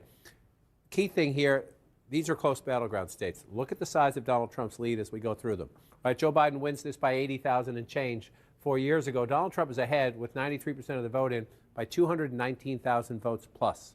So that's hard to overcome. When you're at 93%, and statewide so far you're getting 48% if you round that up. Do the math at home. She has to get well in excess of that, hugely in excess of that when you're at 93% to have a chance to catch up. Hugely, way overperform where she has been throughout the night. Miracles happen. So you look here at Philadelphia, you're going to come here. This gets pretty stunning when you go through it county by county. We're not at the final results. Maybe the end will look a little better than this. Maybe the vice president can come back. But again, you look at here, Donald Trump getting 21% in Philadelphia, the vice president getting 78%. You go back when Joe Biden won the state, Donald Trump was at 18, the president was at 81. And you're seeing this over and over again. You go out to Bucks County here, Joe Biden at 52%. If you round that up, Trump at 47 4 years ago. You come back here. I said early in the night, if this stays red, Donald Trump will win the Commonwealth of Pennsylvania. It's still red. Not done, but it's still red. This is the blue-collar suburban area. Your cops, your firefighters move out of the city to get a little house with a patch of grass. It gets a little bit bigger out here when you move out, but look at this. It's just, she's at 48%, 49% if you round that up. The President of the United States was at 52. Again, it's a very competitive battleground county, but to win Pennsylvania, you want to be on the top end in Bucks County, and at the moment, the vice president is on the losing end. Then you move over here to Lehigh County. This was the big conversation, right? Both candidates there in the final days because of the Madison Square Garden event, the debate about is the Trump going to lose the Puerto Rican votes, another Latino votes because of this. Well, at the moment, Harris 95%, so not a lot of room for this to change. 51% for the vice president. She's winning the county, but she's not winning the county again. Look at Joe Biden. Now, this is Joe Biden's birth state. He had a home field advantage, maybe. It was in a pandemic. Donald Trump was at his weakest, I guess you come out of that. So you can rationalize it away, but we do the math here. And the math is that she's running behind. That's 53% for the president. And once again, the vice president. So there'll be a lot of conversations about blue-collar workers. Is it sexism? Is it racism? Is it because she didn't break with Biden on cost of living issues? This is going to be the conversation if this map continues. So you come back out again and you look. Here's a place. This is Trump country, Pennsylvania, Luzerne County, right? But you always look at sometimes the margins within where the other guy's winning or the other gal's winning. You just want to cut into their margins in a close battleground state. Donald Trump at 60, the vice president at 39%, and you come back here, Joe Biden at 42%. That's the difference. The margins within some of these places, even where you're losing, you have to improve your margins. Where you're winning, run them up. Where you're losing, try to cut the other guy's margins up. And she simply has failed to do that across the Commonwealth of Pennsylvania. I could go on, but the point is the point. And then there's this. Again, in a big state like this, a complicated state like this, this is just Trump country. 70% here, 51% there, a little bit more competitive, but 75% there, 73% there. That's how he does it. And you have to combat that and contrast that. And even in those counties, again, in most of them, Harris not matching where the president was. So that's the Commonwealth of Pennsylvania. You look at the popular vote when you come on out. Again, Donald Trump lost the popular vote twice. Even when he won the presidency in 2016, he lost the popular vote. He lost it by more than 7 million votes 4 years ago. At the moment, a lot of votes to be counted. At the moment, he's 5 million votes ahead in the popular vote. And again, you know Donald Trump would like that trophy. In addition to winning 270 electoral votes, which he's not at yet, he's on a path to it, but he's not there yet, he would love that trophy. We'll see if he gets it. Michigan, we're up to 67% now. This has been a slow walk. You're up to 67%, but again, 154,000 votes for the president 4 years ago. Donald Trump's lead is well in excess of that, 224,000 votes. You're at 67%, so there's more vote out. A lot of it is right here. This is essentially it. Just like I said, Philadelphia is it. If the vice president's going to come have some improbable mathematical comeback in the Commonwealth of Pennsylvania, it must be based in Philadelphia. That's where the most people live. That's where the most votes are out. The same for the vice president here in Michigan, only 32% in Wayne County. But again, this will be the conversation. If we get to the finish line and the result is as it is, look at Donald Trump at 41% in Wayne County. That's Detroit and the suburbs around Detroit. 30% in 2020, 40% in 2024. If Donald Trump has a 10-point gain in Detroit, that's Dearborn, that's Hamtramck, that's Wayne, auto factory, auto workers here, inner city Detroit here, that's going to be a giant conversation in the Democratic Party now, much like this was in the late 1980s when Ronald Reagan flipped Macomb County from blue to red. Trump has flipped it back. You see Trump at 57%, 58% if you want to round that up. Again, this will be the conversation after. If this race continues where it's looking right now, 41% for the Democrat in Macomb County right now, 45% for Joe Biden 4 years ago. So pick your challenge. Black voters in the urban area, cities in general, blue-collar workers in places like Macomb County, blue-collar workers in places like Luzerne County or Lackawanna County. You keep going on. She's underperforming where Joe Biden was 4 years ago. There can be many reasons for that. I would say one of them was a very effective Trump ad, what she said on The View when they asked her, what would you change? She said, not a thing. The Trump campaign, Trump himself, flawed candidate, although people are going to say, you all said he was a flawed candidate. This looks pretty impressive. But Trump's the ad messaging, the cost of living thing where she said, not a thing. She tried to amend that answer later, but they turned that around pretty quickly. It was, without question, and we've been saying this all year, the most professional campaign that Trump has had in his 3 runs for president. I came over here because I want you to show me, even in the blue states, what's going on. Let's, like, for example, take me to New Jersey. All right, that's a state. I mean, just look at that. 51. It's with 80%, 88% in, so not all the votes in, but 51% to 46%. How did Joe Biden do? 5 points. 5 points better for Donald Trump. Look at him more than him. You know, if you're a Democrat in a blue state, you're trying to figure out what's happening to my party. You know, is it all Trump? And I mean, there's a separate fascinating conversation going because a lot of the people who are going to be in that Republican Senate with a President Donald Trump, if this continues to go where it's going, you know as well as I do, a lot of them don't like him. They wish he was not the leader of their party, but he is, and there's nothing they can do about it, and they know that. And so they're going to work with it. But again, so the Republican candidate for president 4 years ago got 41% in New Jersey. And the Republican candidate for president this time is getting 47% in New Jersey. There'll be all sorts of, oh, nobody spent any ad money there. Oh, nobody focused on the presidential race there. Oh, make all the excuses you want. That's a problem. But it was a 16-point spread last time. Yeah. And it's a 5-point spread now. What about New York? Take me to New York. Come back out and come back in. The Empire State. Okay, so she's up by 11 percentage points. Not all the votes in, 92%. So 11 points. How did Biden do? A lot more. 23. 23. From 23 points to 11 points. So, I mean, it's not, And actually, you know what? Show me some of the counties. Can you go into like Queens and? You can come down here and you can get into Manhattan here. So Manhattan. And Manhattan is not Donald Trump territory. Right. It wasn't then. But I mean like Queens, Bronx. Now, you can wander around in here if you want to come over here to Bronx. So 27% for Donald Trump. Yeah. 83%. Yeah. So he made inroads in these outer boroughs as well. It's all about the blue wall as we wait for a final verdict in the battlegrounds of Pennsylvania and Michigan and Wisconsin, 3 potential deciders in this presidential race. We're expecting Donald Trump to speak any moment, but first we're going to squeeze in a quick break. We'll be right back.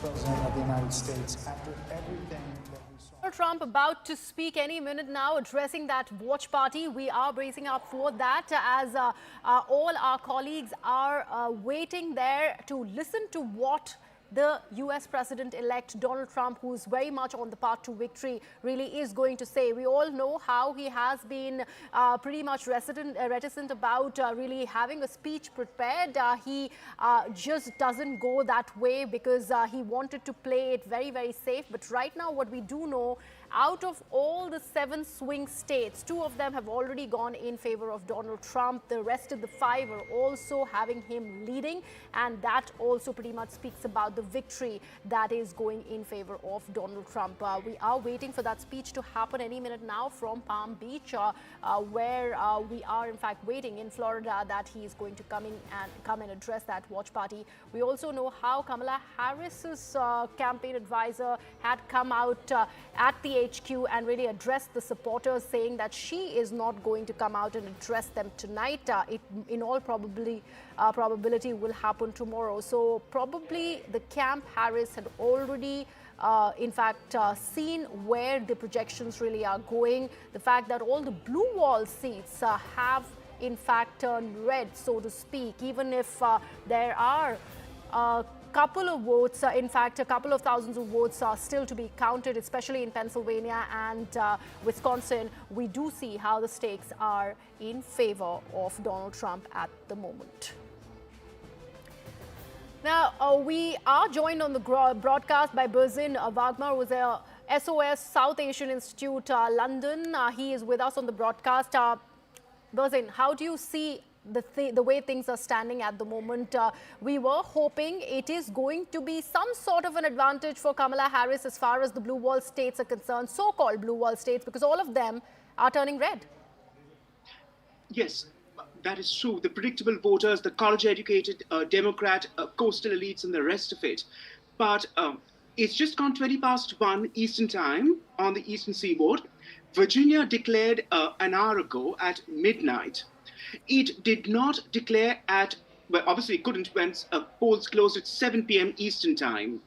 And this is what American psephologists had to say, and it has turned up Trump, literally, as it were, in that if Virginia does not call early, and it did not, it did 5 hours later at midnight, Mr. Trump can look forward to a good night. So that portent has come to pass. Ultimately, it comes down to 7 states through which the balance hangs, although this has been very much a dead heat election and very keenly followed. But the other factors that are in play here, which are in greater magnitude and scale to be evinced in 2024 compared to a Trump 1.0 in 2016, is this: that Mr. Trump's appeal cuts through all strata of society. In Bronx, which is an impoverished borough of New York, for example, it's not exactly Manhattan or Upper East Side, Mr. Trump has made major The last time this was evident was when President Reagan's landslide victory in '84. So there is something of Mr. Trump's appeal which speaks not just to that, to also Hispanic voters, and also within the Indian American community, which must impinge upon your program, among male voters. There is a pattern evinced in that female voters do plump for Miss Harris, even Indian diasporic voters compared to their male counterparts. And you will remember as on the eve of the elections, former President Obama made a very chiding speech, almost like a schoolmaster, to the black community of males, that they ought to be getting their act together and stand up to support a female and not be pandering to chauvinist politics of the sort that Mr. Trump stands for with alpha male attitude and that sort of thing. I do not believe Mr. Obama's hectoring of his own kith and kin went down well too. So that is what we would have to see. But moving aside, and also incidentally, the Trump team from Mar-a-Lago has started moving to the convention center. We do know that for a fact too. If daybreak comes to pass and it's a decisive victory, what I would personally like to see with our special relationship between London and DC is one would really like to see this. And I don't just speak for London in unofficial capacity. I'm not a government person. I'm just an academic. We would like to see less dysfunctionality and chaos because during Trump 1.0, in 4 years, there's a rotation of 26 cabinet secretaries, total 44 senior officials. I mean, Mr. Trump at the end of the day is an entrepreneur. So he has this hire and fire attitude and this open door policy. But that may work in a workplace where you are a capitalist or an entrepreneur, not in a government setting. So one would like to see less of that chaos ensuing in the next 4 years. That is what I would like to put forward at this point in time. Right, Berzin, thank you so much for sharing your views there. We also have on the broadcast Professor Brahma Chelani, strategic affairs expert, who's with us on the broadcast now. Professor Chelani, if we take a look, and we have so far not been talking about the geopolitical significance of the US elections, has that at all impacted what we see happening at the US elections at the moment, and where and to what end the scales really are tipping? The entire anger at the White House over its stance on the war in Gaza, do you see that Kamala Harris is bearing the brunt of all of that? I think the deepening U.S. involvement in the wars in Ukraine and the Middle East certainly has played a factor in disenchantment in the U.S. toward the Democratic Party. It's clear that the traditional Democratic Party base has eroded, and that some of the constituencies that traditionally voted for the Democratic Party, including the American Arabs, have either not voted for Kamala Harris or the enthusiasm for the Harris ticket was quite weak. So it has had an impact on voter turnout, on votes actually cast in favor of Kamala Harris. So all said and done, it appears that foreign policy, after all, is indeed a factor in U.S. elections, contrary to what many people say. People say it's the economy first, it's the domestic issues second, but they always place foreign policy much lower down. But it appears that at least in a close contest like the one that is unfolding now in terms of the counting of votes, that, for example, in some of these key battleground states, the margin of victory is only 3 or 4%. It appears that foreign policy issues, especially Biden's deepening involvement in the wars in Ukraine and in the Middle East, have created this kind of reaction within the U.S. because people don't like wars. They don't like the U.S. to be involved in wars eternally. The U.S. has been fighting wars, one war after another, throughout its history. And I think there is a war fatigue in the U.S. which has worked in the favor of the Republican Party and Donald Trump. And we should not forget that, and this is the flip side of it, because normally people think of the Democratic Party as left-leaning and the Republicans as right-leaning. But in terms of foreign policy and interventionism, it's the other way around. The Republicans, by and large, are non-interventionists, especially Donald Trump, for example, while the Democratic Party is a pro-war party. So, this is contrary to the social issues where Democratic Party is clearly left-leaning and the Republican Party is conservative on social issues. Certainly, for example, on issues like abortion or even on gun control, they are pretty gung-ho on owning guns. But on interventionism and intervening in the affairs of other countries, the Republicans are more of this hands-off approach type of people. Okay. All right, Professor Chilani and Bazin, thank you so much. Just stay on with us. We are cutting across back to CNN to see when at all is the Republican candidate Donald Trump going to be addressing the West Palm Beach. We are, remember, waiting for him to address that watch party there. But let's take a look at what's happening at CNN. What are the further projections really saying?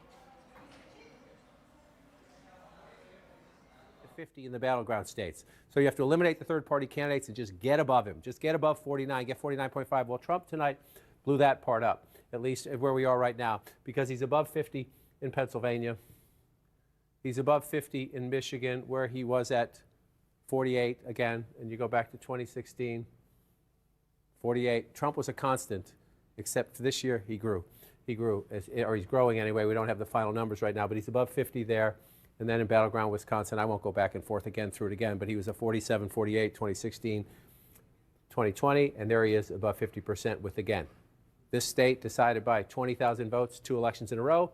Donald Trump's ahead by 125,000. This state won by Joe Biden last time by 154,000 votes, a big win for the Democrats here. Then the Democratic governor wins in 2022. The Democrats make gain in the legislatures.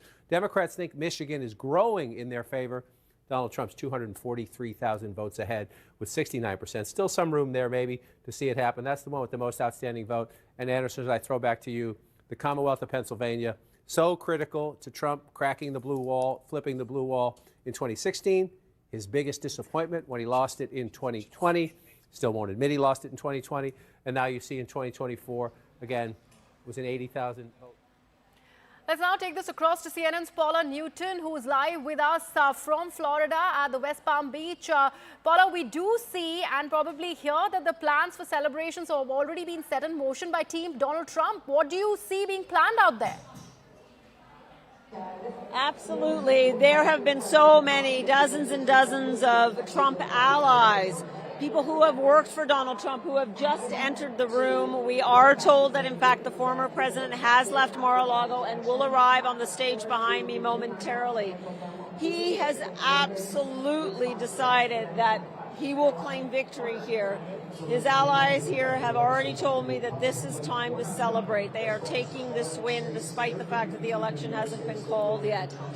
Really, it has been a sobering reminder that Donald Trump has been able to put a coalition here to be able to defeat Kamala Harris, the first woman who many believe in the Democratic Party would be the first woman president, and it does not look like that history will be made again as well. Donald Trump, his campaign advisors saying that they have put together quite a coalition. They believe it is a diverse coalition. They also believe that right now they have flipped the Senate. They are hopeful that they will retain the House of Representatives. They have quite a mandate to govern here. It is looking as if the former president will as well win the popular vote, which is something he has not done, certainly in the prior 2 elections. We continue to await Donald Trump. I am keeping a very careful eye on the door. We know he's left Mar-a-Lago. We expect him here any minute.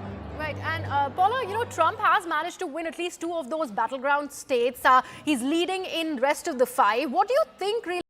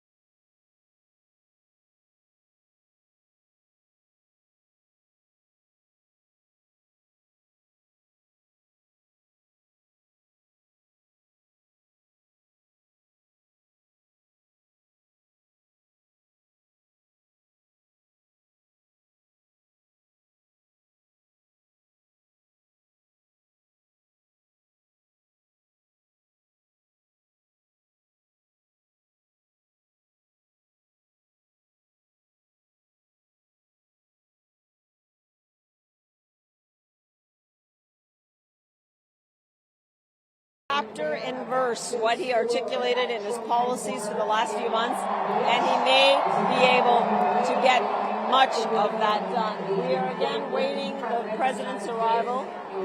We believe they will announce him shortly. Right, Paula Newton there. Probably any minute now, Donald Trump is going to be arriving at the West Palm Beach, like Paula is reporting from, and we are going to see him address that huge gathering, the watch party of the Republicans. All the supporters of Donald Trump have gathered over there. But right now, what we're doing is cutting back live to CNN, and let's see what's happening over there. Working class party, that is a shock, but the policy implications for planet Earth are yet to be known. I mean, I think that's the real open question. So are we getting 20% tariffs? That's going to be devastating for the economy. Are there going to be mass deportations on American soil? That's what he ran on, and I believe it's actually the mandate the voters gave him. Listen, so I think on the tariff things, as you see, tariffs are a negotiating tool, right? That's what it was in the first administration. That's what it'll be in this administration. There are 350,000 criminal aliens here in the United States. I think it'd probably take 4 years to find, locate. Let me go back to my guest on the broadcast. Berzin Wagmar continues to be with us right here on CNN News 18. Berzin, let's talk about the key 7 swing states. And out of them, Michigan was one state that had Kamala Harris leading, but unfortunately, even that is not working in her favor. Where do you think Harris's campaign really went wrong over there? We did see how, Donald Trump had ended up slamming her campaign, her position on EVs. Do you think all of that together has worked in favor of Donald Trump, and none of that Arab American Muslim population working and voting for the Democrats seems to be working for Kamala Harris? Yes, and particularly with following the October 7th massacre, we saw Arab Americans who feel frustrated at the administration's partiality towards Israel as they perceive it, which is not really the case because Israel has always been important to the American foreign policy context. So you will see, and there have been spectacular displays leading up to the election of Arab Americans stating that they would register a protest vote in favor of Trump against Ms. Harris. And the interesting thing is this, that despite what happened in Gaza and in Israel, which is still battling on 7 fronts of war in the Middle East, the Abraham Accords do hold with Bahrain and the UAE. And that was Mr. Trump's triumph in his first administration, and credit where credit due to him on that. And that has held in due course right through after October 7th. Regardless of what Arab Americans and other Muslims in the diaspora, American Muslims in the diaspora feel, it is interesting to note that the response has been rather mute officially from, say, Bahrain, Riyadh, Abu Dhabi, Kuwait, and elsewhere about what Israel is pursuing as its self-defense. So, and also that points out that there isn't a Muslim monolithic voice. Arab Americans as diaspora, immigrant sorts, hyphenated identities may have these notions. Likewise with Pakistani Americans, Iranian Americans, so on and so forth. And it is that demographic that has traditionally always, the hyphenated identities, as I pointed out, who veer towards Democrat politics. It was so with the Indian Americans once upon a time too. Not anymore as Indian Americans, and even as British Indians who prosper and do better tend to take a more conservative stance in life, and therefore will veer towards either the Republicans on that side of the pond or the Conservatives where I am in London. So that is to be seen.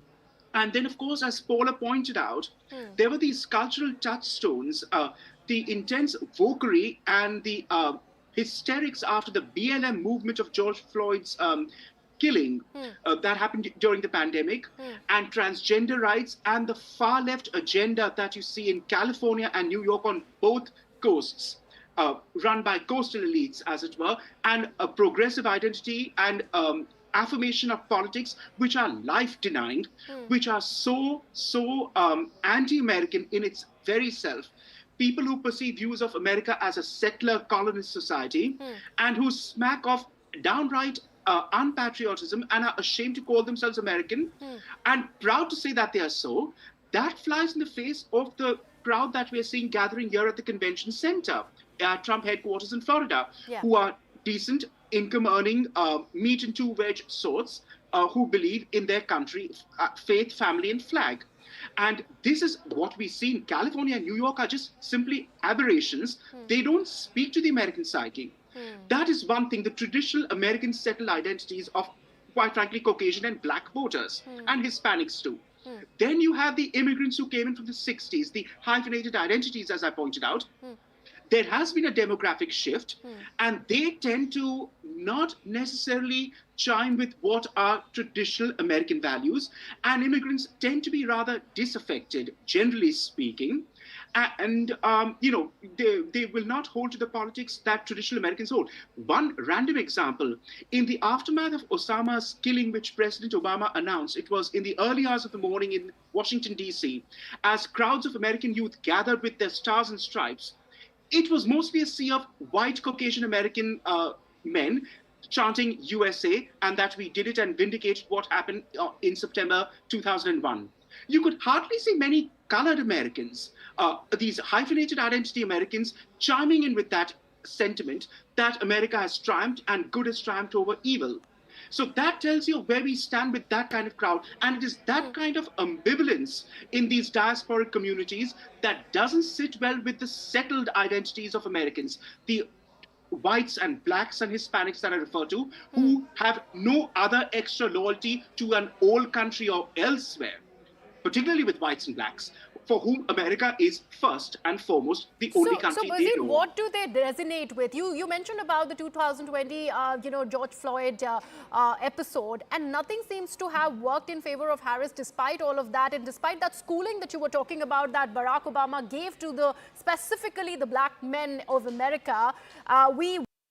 If we go back to one of the key and biggest swing states, that's Pennsylvania, it has seen how the black American voters, especially the males, they have doubled for Donald Trump.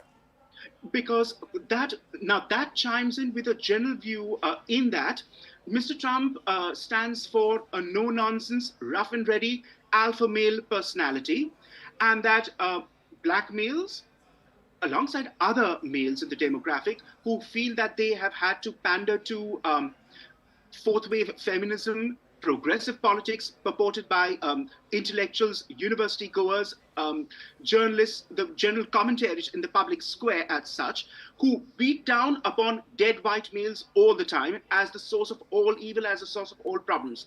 Now, that is not exactly with the black male vote, but where they do come into the picture and they embrace Mr. Trump is because he doesn't sound like a glib insider in the capital beltway.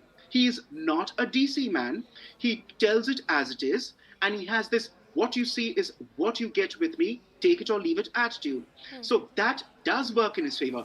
Miss Harris, Mr. Biden, and the others would always answer questions or project themselves in political terms. There is diplomacy and tact on their part. Mr. Trump doesn't set any premium by that, and he never has or never will. So that does go down well with the, as you would say in India, the aam aadmi or the common man. And that is what is chiming with the left behinds. Those are within the continental US, not the coastal elites, not the ones who can fix the system, not the Davos Club going sorts. And therefore, that is why we see it is the politics of despair and frustration that even if we are not doing well for ourselves, at least we stick it to the system with a, finger up attitude. And that's where the vote goes in favor of Mr. Trump.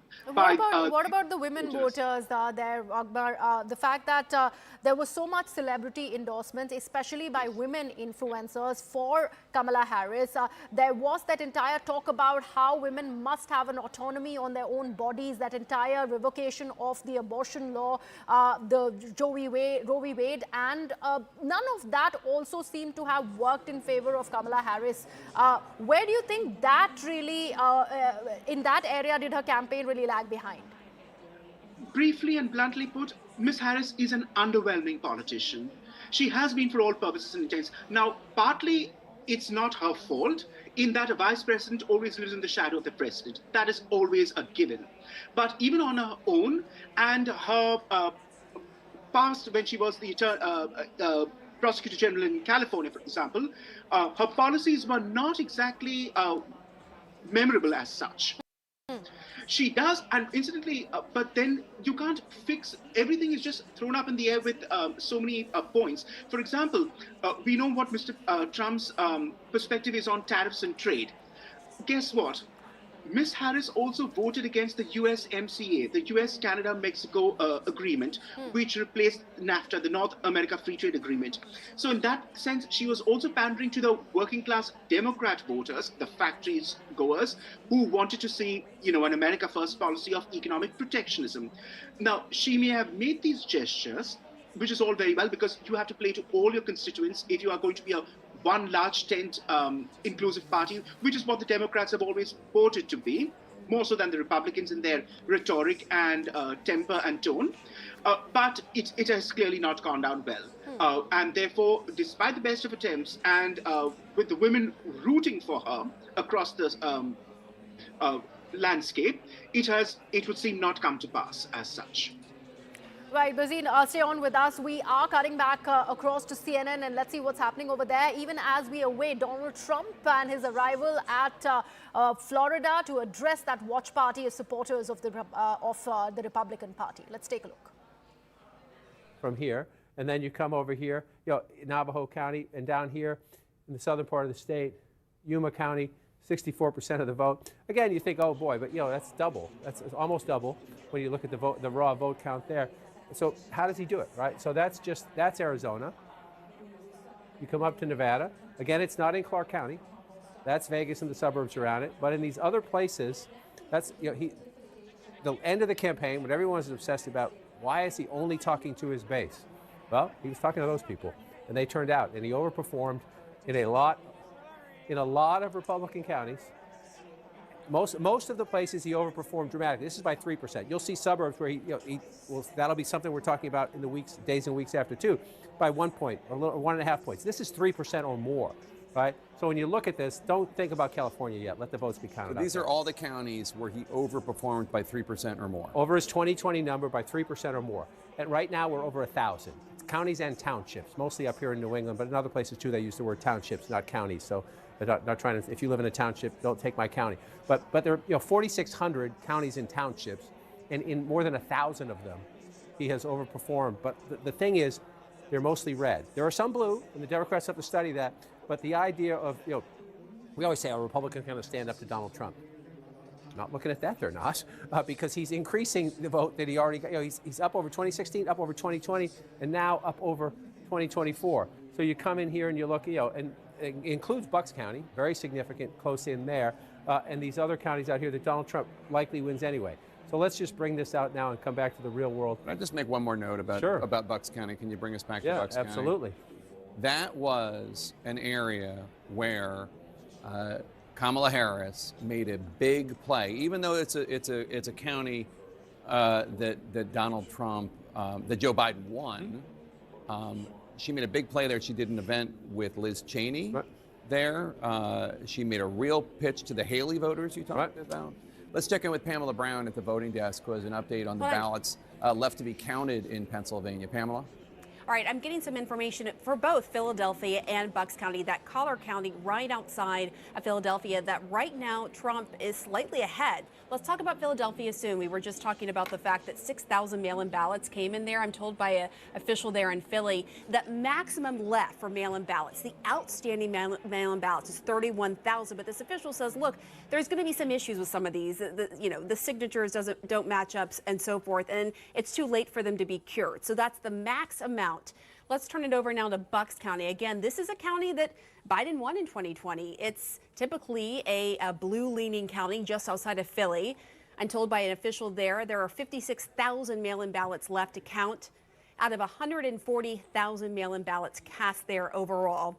And they're still waiting for 41 out of 304 precincts to report the results of in-person Election Day votes as well. I should note these counties across Pennsylvania, including Bucks, including Philadelphia, they're going to be continuously counting there until every mail-in ballot is counted. That's per the law there. Jake? All right, Pamela, thanks so much. Appreciate it. I'm sorry to interrupt. Got to take me back to the places where Donald Trump is overperforming. Are there any places where Kamala Harris overperformed from where Biden did? I'll show you that in just 1 second. I just want to put a button on what Pam was just talking about, in the sense that, so there's votes out there. Maybe Kamala Harris comes back, and that's close. He's up by 11,000. Yeah, right. So maybe she comes back, but again, you're talking about the margins, right? He's winning by 4, right? If she comes back and beats him, it's going to be 50-50, 51 right there.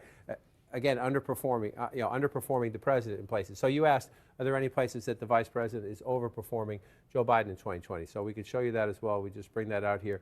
Harris overperforming in 2020. Holy smokes. There you go. So let this go away and see if there's anything on the east side there. Literally nothing? Literally nothing. Literally not one county? By 3% or more. At least in the county right now, and so you come in full county there. So there you see, but that's states, yeah. So in counties, in 58 counties, we just showed Donald Trump was over 1,000 counties of the 4,600 counties and townships across America. So if you do the full county level, there's where you see Harris at the moment. Again, there might be more out here in the West Coast. It's possible 1 or 2 more as they finish the count here. But in the states that matter, again, I just showed you all those Trump counties. In one county in Battleground, Pennsylvania, she's outperforming President Biden by 3% or more. There were Biden stalwarts who argued that kicking him out of the nomination was a mistake. Now, I don't know that I buy that, because I don't know that the Joe Biden of 2024 is the Joe Biden of 2020. But what do you think? I think that, so let's come out of this map to have this conversation, just to show where we are at the moment in this race. And let's turn this off here as well. After the debate, all of the energy collapsed. The debate you moderated with Dana, the Biden-Trump debate, the air came out of the Democratic balloon. Joe Biden was going to get blown out. So you think it would have been worse because Minnesota and Virginia, New Mexico, Colorado, those would have been... Would the Democrats have lost those in the end? I don't know the answer to that, but all of the Democrats would have broken with the president. It would have caused amazing dissidence in the Democratic Party. Donors were not going to give money. And again, I don't want to be disrespectful to the President of the United States, but have you seen anything? The Vice President of the United States looks like she's about to lose a presidential election. She was campaigning vigorously from the second she got the nomination up until the votes counting today. Is there any evidence on the table that the President of the United States could do half of what she did? No. A third of what she did. I mean, no. we could go. I don't want to be mean to the President of the United States. No, and we saw over the last week him calling Trump supporters garbage, et cetera. Yeah. I could tell you from my first trip 15 months ago, people were saying, "Where's the president?" I think one of the legacy conversations about this election is not just going to be the switch from Biden, but the 2 years before that. Yeah. You would travel and people would say, "Where's the president?" He was invisible because he couldn't do events, and he wasn't talking about his record and his agenda and trying to explain that cost of living stuff, trying to explain that, yeah, it sucks in a lot of places, but look around the world, the United States is actually doing better than most advanced economies. He was missing. Yeah, there's going to be a lot said and done and told about that. Let's check in with Caitlin Collins, who's at Trump's headquarters, ahead of remarks that were expected by the former president. Caitlin? Yeah, Jake, just to give you a reality check of where the Trump campaign has been watching this election day play out, they woke up confident this morning that Donald Trump would win this race. But when I was talking to them about what they thought the next few days were going to look like, one, they thought that this would go on for several days. They did not think that the numbers would be as generous as they are, as what the numbers have been coming in, as they have been reported. And they also had counseled Donald Trump that there would likely not be any kind of decision within the next 24 hours or so. Donald Trump himself was frustrated about that and was saying that he wanted to know what the outcome of this race was going to be tonight, and he said, Kristen, that he had not prepared a speech. And obviously we are seeing now the Trump campaign in real time, as we've been talking to them, are adjusting to what they've been watching play out over the last 3 or 4 hours or so. Yeah, and he's feeling really good. I talked to a number of people who were with him who said that he is ecstatic, that they had already said that they thought he was in a different headspace than when he went into 2020 when he was angry. He's watching those results come in. But as you said, he still couldn't understand why they weren't going to get the results tonight. Now, obviously, we're seeing a lot more of these states being called right now than even his own team anticipated. I was told that they were looking very carefully at Wisconsin and Pennsylvania, and they thought that maybe they'd have some idea by tomorrow what those results would look like. But as we're seeing those results coming in, there's so much more of that vote counted in these states than they even anticipated. So clearly that shifted their entire mentality around this. Donald Trump coming here and getting ready to speak. Well, and so Donald Trump is in the building right now. I should note, we're waiting to hear from him. He has made his way over from Mar-a-Lago, about a 10-minute drive away. And you just think of, I was there at Trump's victory party in 2016 when he first won, and the entire room was shell-shocked after he won Florida, that he had actually won that election. He himself was stunned by winning, and it was kind of this surreal moment to see Trump and his family on stage as he was speaking. Then, of course, we all know what happened 4 years ago when he came out and spoke and declared victory that was not his and never would become his, which belonged to Joe Biden. And so I think the question for a lot of people watching now is what he is going to say tonight as he's going to come out. And the race has obviously not been called yet. What he's going to say when he gets on stage after seeing the numbers that are better than even they were expecting this morning. Yeah, and we know that their team had not spent a lot of time coming up with any drafts for him. They were going to let Donald Trump speak off the cuff, but they were trying to come up with scenarios in which Donald Trump would not come out early.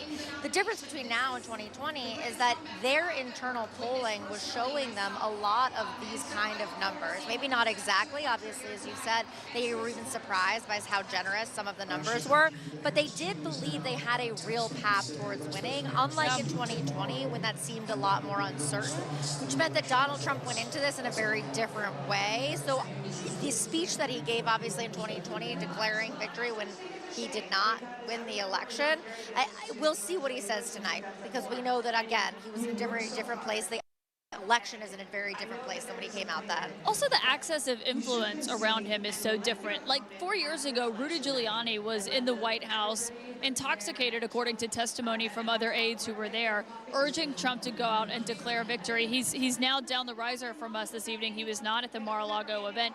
But Donald Trump was surrounded by Elon Musk, we know, was at Mar-a-Lago tonight. There were photos of him sitting with Donald Trump as he was preparing to come over here. Robert F. Kennedy Jr. is there as well. Dana White, Tucker Carlson, there are Donald Trump Jr., obviously Senator J.D. Vance, and those who are now, around him that has changed, including his own campaign managers, Susie Wiles and Chris LaCivita. Yeah, and one of the most interesting things about Susie Wiles and Chris LaCivita is they've really managed at times to keep him at bay and protect him from his own instincts. Obviously not all the time. Donald Trump can say and do whatever he wants, and he often does. However, for example, one of the things we saw just over the weekend when he was in Pennsylvania speaking and making incredibly inappropriate and insulting comments was Susie Wiles go stand at the buffer and stare at him. Now, we heard from the campaign that they were saying, oh, he was just trying to wrap him because he was going too long, but there's obviously a lot of questions as to whether or not it was because of timing or because of the fact that everybody knew what he was saying could potentially cost him an election that was such narrow margins. I mean, there was a lot of uproar, even from his allies, calling him afterwards on that, and that is something that Susie Wiles was very aware of. So his orbit has changed in terms of the people he is surrounding himself with, people who try to essentially stop him from his own instincts. Yeah, and also, I think as they're looking at today and surprise themselves by how the numbers have gone, and some places, obviously they thought North Carolina and Georgia would be a gut check. Kristen Holmes will stay with you. Jake, back to you. Thank you so much, and we have a major projection. CNN projects that Donald Trump will win the great Commonwealth of Pennsylvania. This is a huge achievement for Donald Trump and a huge bucket of electoral votes, 19 of them, for his path back to the presidency. As of right now, with those 19 electoral votes added from Pennsylvania, Donald Trump is within spitting distance of 270 electoral votes. He has 265 electoral votes. Vice President Kamala Harris has 187 electoral votes. 270 are needed to win. John King, Donald Trump is within a hair's breadth of being reelected president. Yes, he is. And let's just walk over. We'll look at where we are now, 265 to 187. And you're looking at this map. He's leading here. He's leading here. He could get a congressional vote there. There's another one at Maine he could possibly get. But if you just look out here, he is almost certain to get this. The state of Alaska hasn't voted Democrat forever. That would get him to 268. So you're at the point right now, Jake, where pick it, right? Just pick it. There's be one congressional. He could possibly win both in Nebraska. That would get him to 270, assuming he wins Alaska, which I think is a pretty safe bet. Then you just look at the map, right? Unlikely to get any of these over here. He could possibly get an electoral vote out of Maine, but he's leading here, leading here, leading here, and leading there, and he needs 2. He needs 2. So if he gets that one and that one, he's way up. And if he keeps holding these, then now that's where he was. When he won, he was at 304, 306. That would be 310. 310 if he sweeps. There's no guarantee he's going to sweep by any means, but he's leading in enough states right now. Plus, there's a couple other congressional districts on the board where he could pass. He could, emphasis on could, pass 310 electoral votes. You come back to where we are now, though. He's just in a commanding position, let's do the math the other way, okay? Which is what gets interesting, right? This is now red in our count. There we go. That gets Donald Trump there. Here's the challenge when you do the math the other way. You assume that stays for the Republican. Let's just, for the sake of argument, big comeback for the Democrat. Big comeback for the Democrat. Democrat holds New Mexico, holds Minnesota. Excuse me for that one. Wins Wisconsin. Wins Michigan. You see this count? See this count? It's New Jersey. There's Connecticut. There's New Hampshire. Pop it out. What do you want to pick? You want to go state? Well, you could even go statewide. It's not going to happen, but let's say statewide. All right, you do all the Maine. You come back out. What does that get you? All right, so it comes down to this: if she wins everything. If she wins everything. The Pennsylvania is what makes Donald Trump. Again, we're not done until we're done, but Pennsylvania, in every path she had, any reasonable, plausible path to 270, included the Commonwealth of Pennsylvania for the Vice President of the United States. So you get to a place now where as you come back over here, you're just looking at this map and you're saying, is she going to win Alaska? No one's going to Vegas on that one. So where is she in any of these? Do you start coming back? Is there any way to come back? 73% of the vote. It's 266,000 votes. Again, let's just look at the live outstanding vote. Let me move this up so you can see it better. Yes, the outstanding vote in Michigan is disproportionately Democratic, but there are a fair amount. See those big red circles? A fair amount of Republican votes out there. We have a 266,000 vote lead and a map that looks like that of what votes out. Again, I don't do impossibles, but I do improbables, and that's improbable. You come over here to Wisconsin, again, 119,000 votes ahead. That's come down a little tiny bit. It has. But it's a state won by 22,000 votes in the last 2 elections, and Donald Trump is ahead at the moment by 119,000 votes. And so, again, you're looking at what's left. You're at 92%. Sure, the biggest is here, but look at those. Those are modest circles for Republican votes as well. Essentially, in chess, she's blocked. Donald Trump's not across the line yet because we have more states to go through, but she is essentially blocked from getting to 270. All right, stand by for a projection because CNN can now project that Kamala Harris will get that one electoral vote from Omaha. Nebraska gives its electoral votes according to congressional district. Kamala Harris will get one of them. Donald Trump will get another one of them. Of the 5, let's look at the electoral map. Donald Trump now has 266 electoral votes because we just gave him one from Nebraska's, I think, 1st congressional district. Kamala Harris has 188 because we just gave her one from Nebraska's 2nd congressional district. 270 are needed to win. Donald Trump needs only 4 more electoral votes in order to be the president. Dana? I mean, Pennsylvania, if you look at those numbers, 266. 4 more. And you just saw the math that John did, the path that the different paths that he put out there for Donald Trump and that for Kamala Harris. And I'm still again, we're not. I mean, that map of where she did not perform, the completely grayed out map where she never overperformed Biden more than 3%. That's just rough. I think there are 2 stories here. One is the burden that she faced, and to go back to the very beginning of the night when we did the right track, wrong track. 26% of the country thinks that that the nation is in the right track. 72% think they're in the wrong track. And when it came to the performance of Joe Biden, it was 41% to approve to 58% disapprove. So she had an enormous burden. And you know, people are unhappy with the way the Biden-Harris administration has run this country for the last 4 years, and she did not succeed. I'm not sure it was possible for her to succeed in somehow positioning herself as an agent of change and distancing herself from Biden. There's another part of the story, though, we got to talk about, which is Donald Trump. The fact is that when you go back to January 6th of 2021 to today, it is an extraordinary comeback. He was a pariah when he left town on January 20th, refused to even go to the inauguration. There was the vast majority of members of his own party wouldn't be seen with him.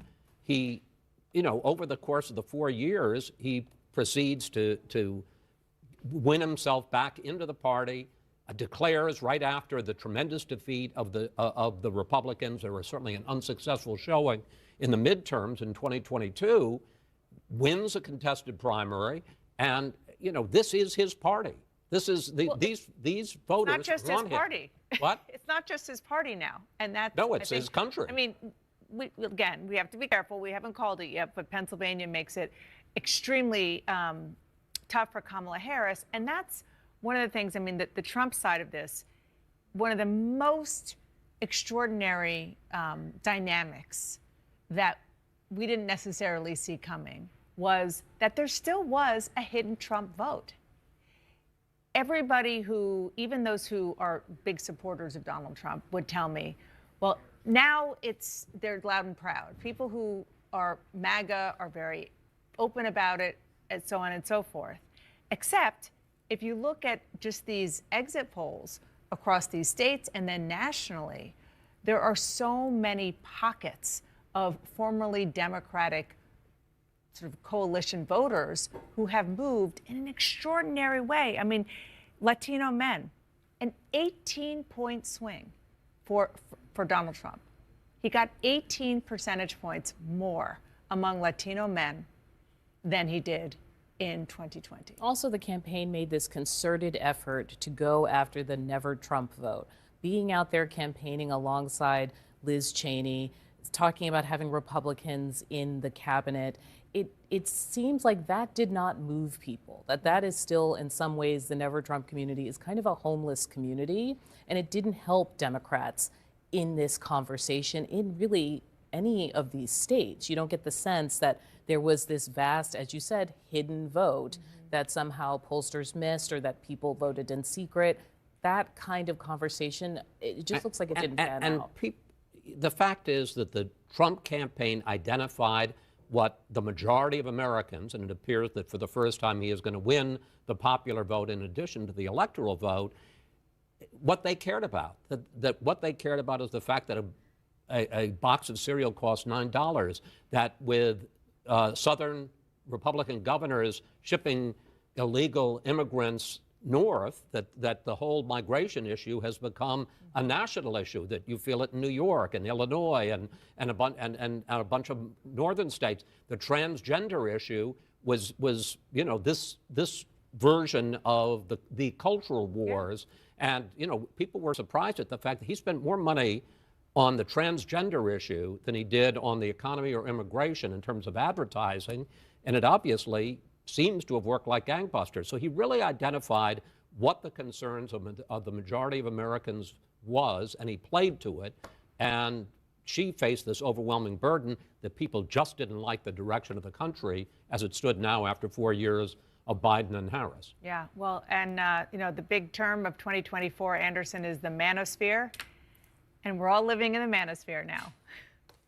Dana, let's talk about some of, I mean, mistakes that were made, things that weren't looked at, or, I mean, obviously there's going to be a lot of finger pointing, there's going to be a lot of navel gazing.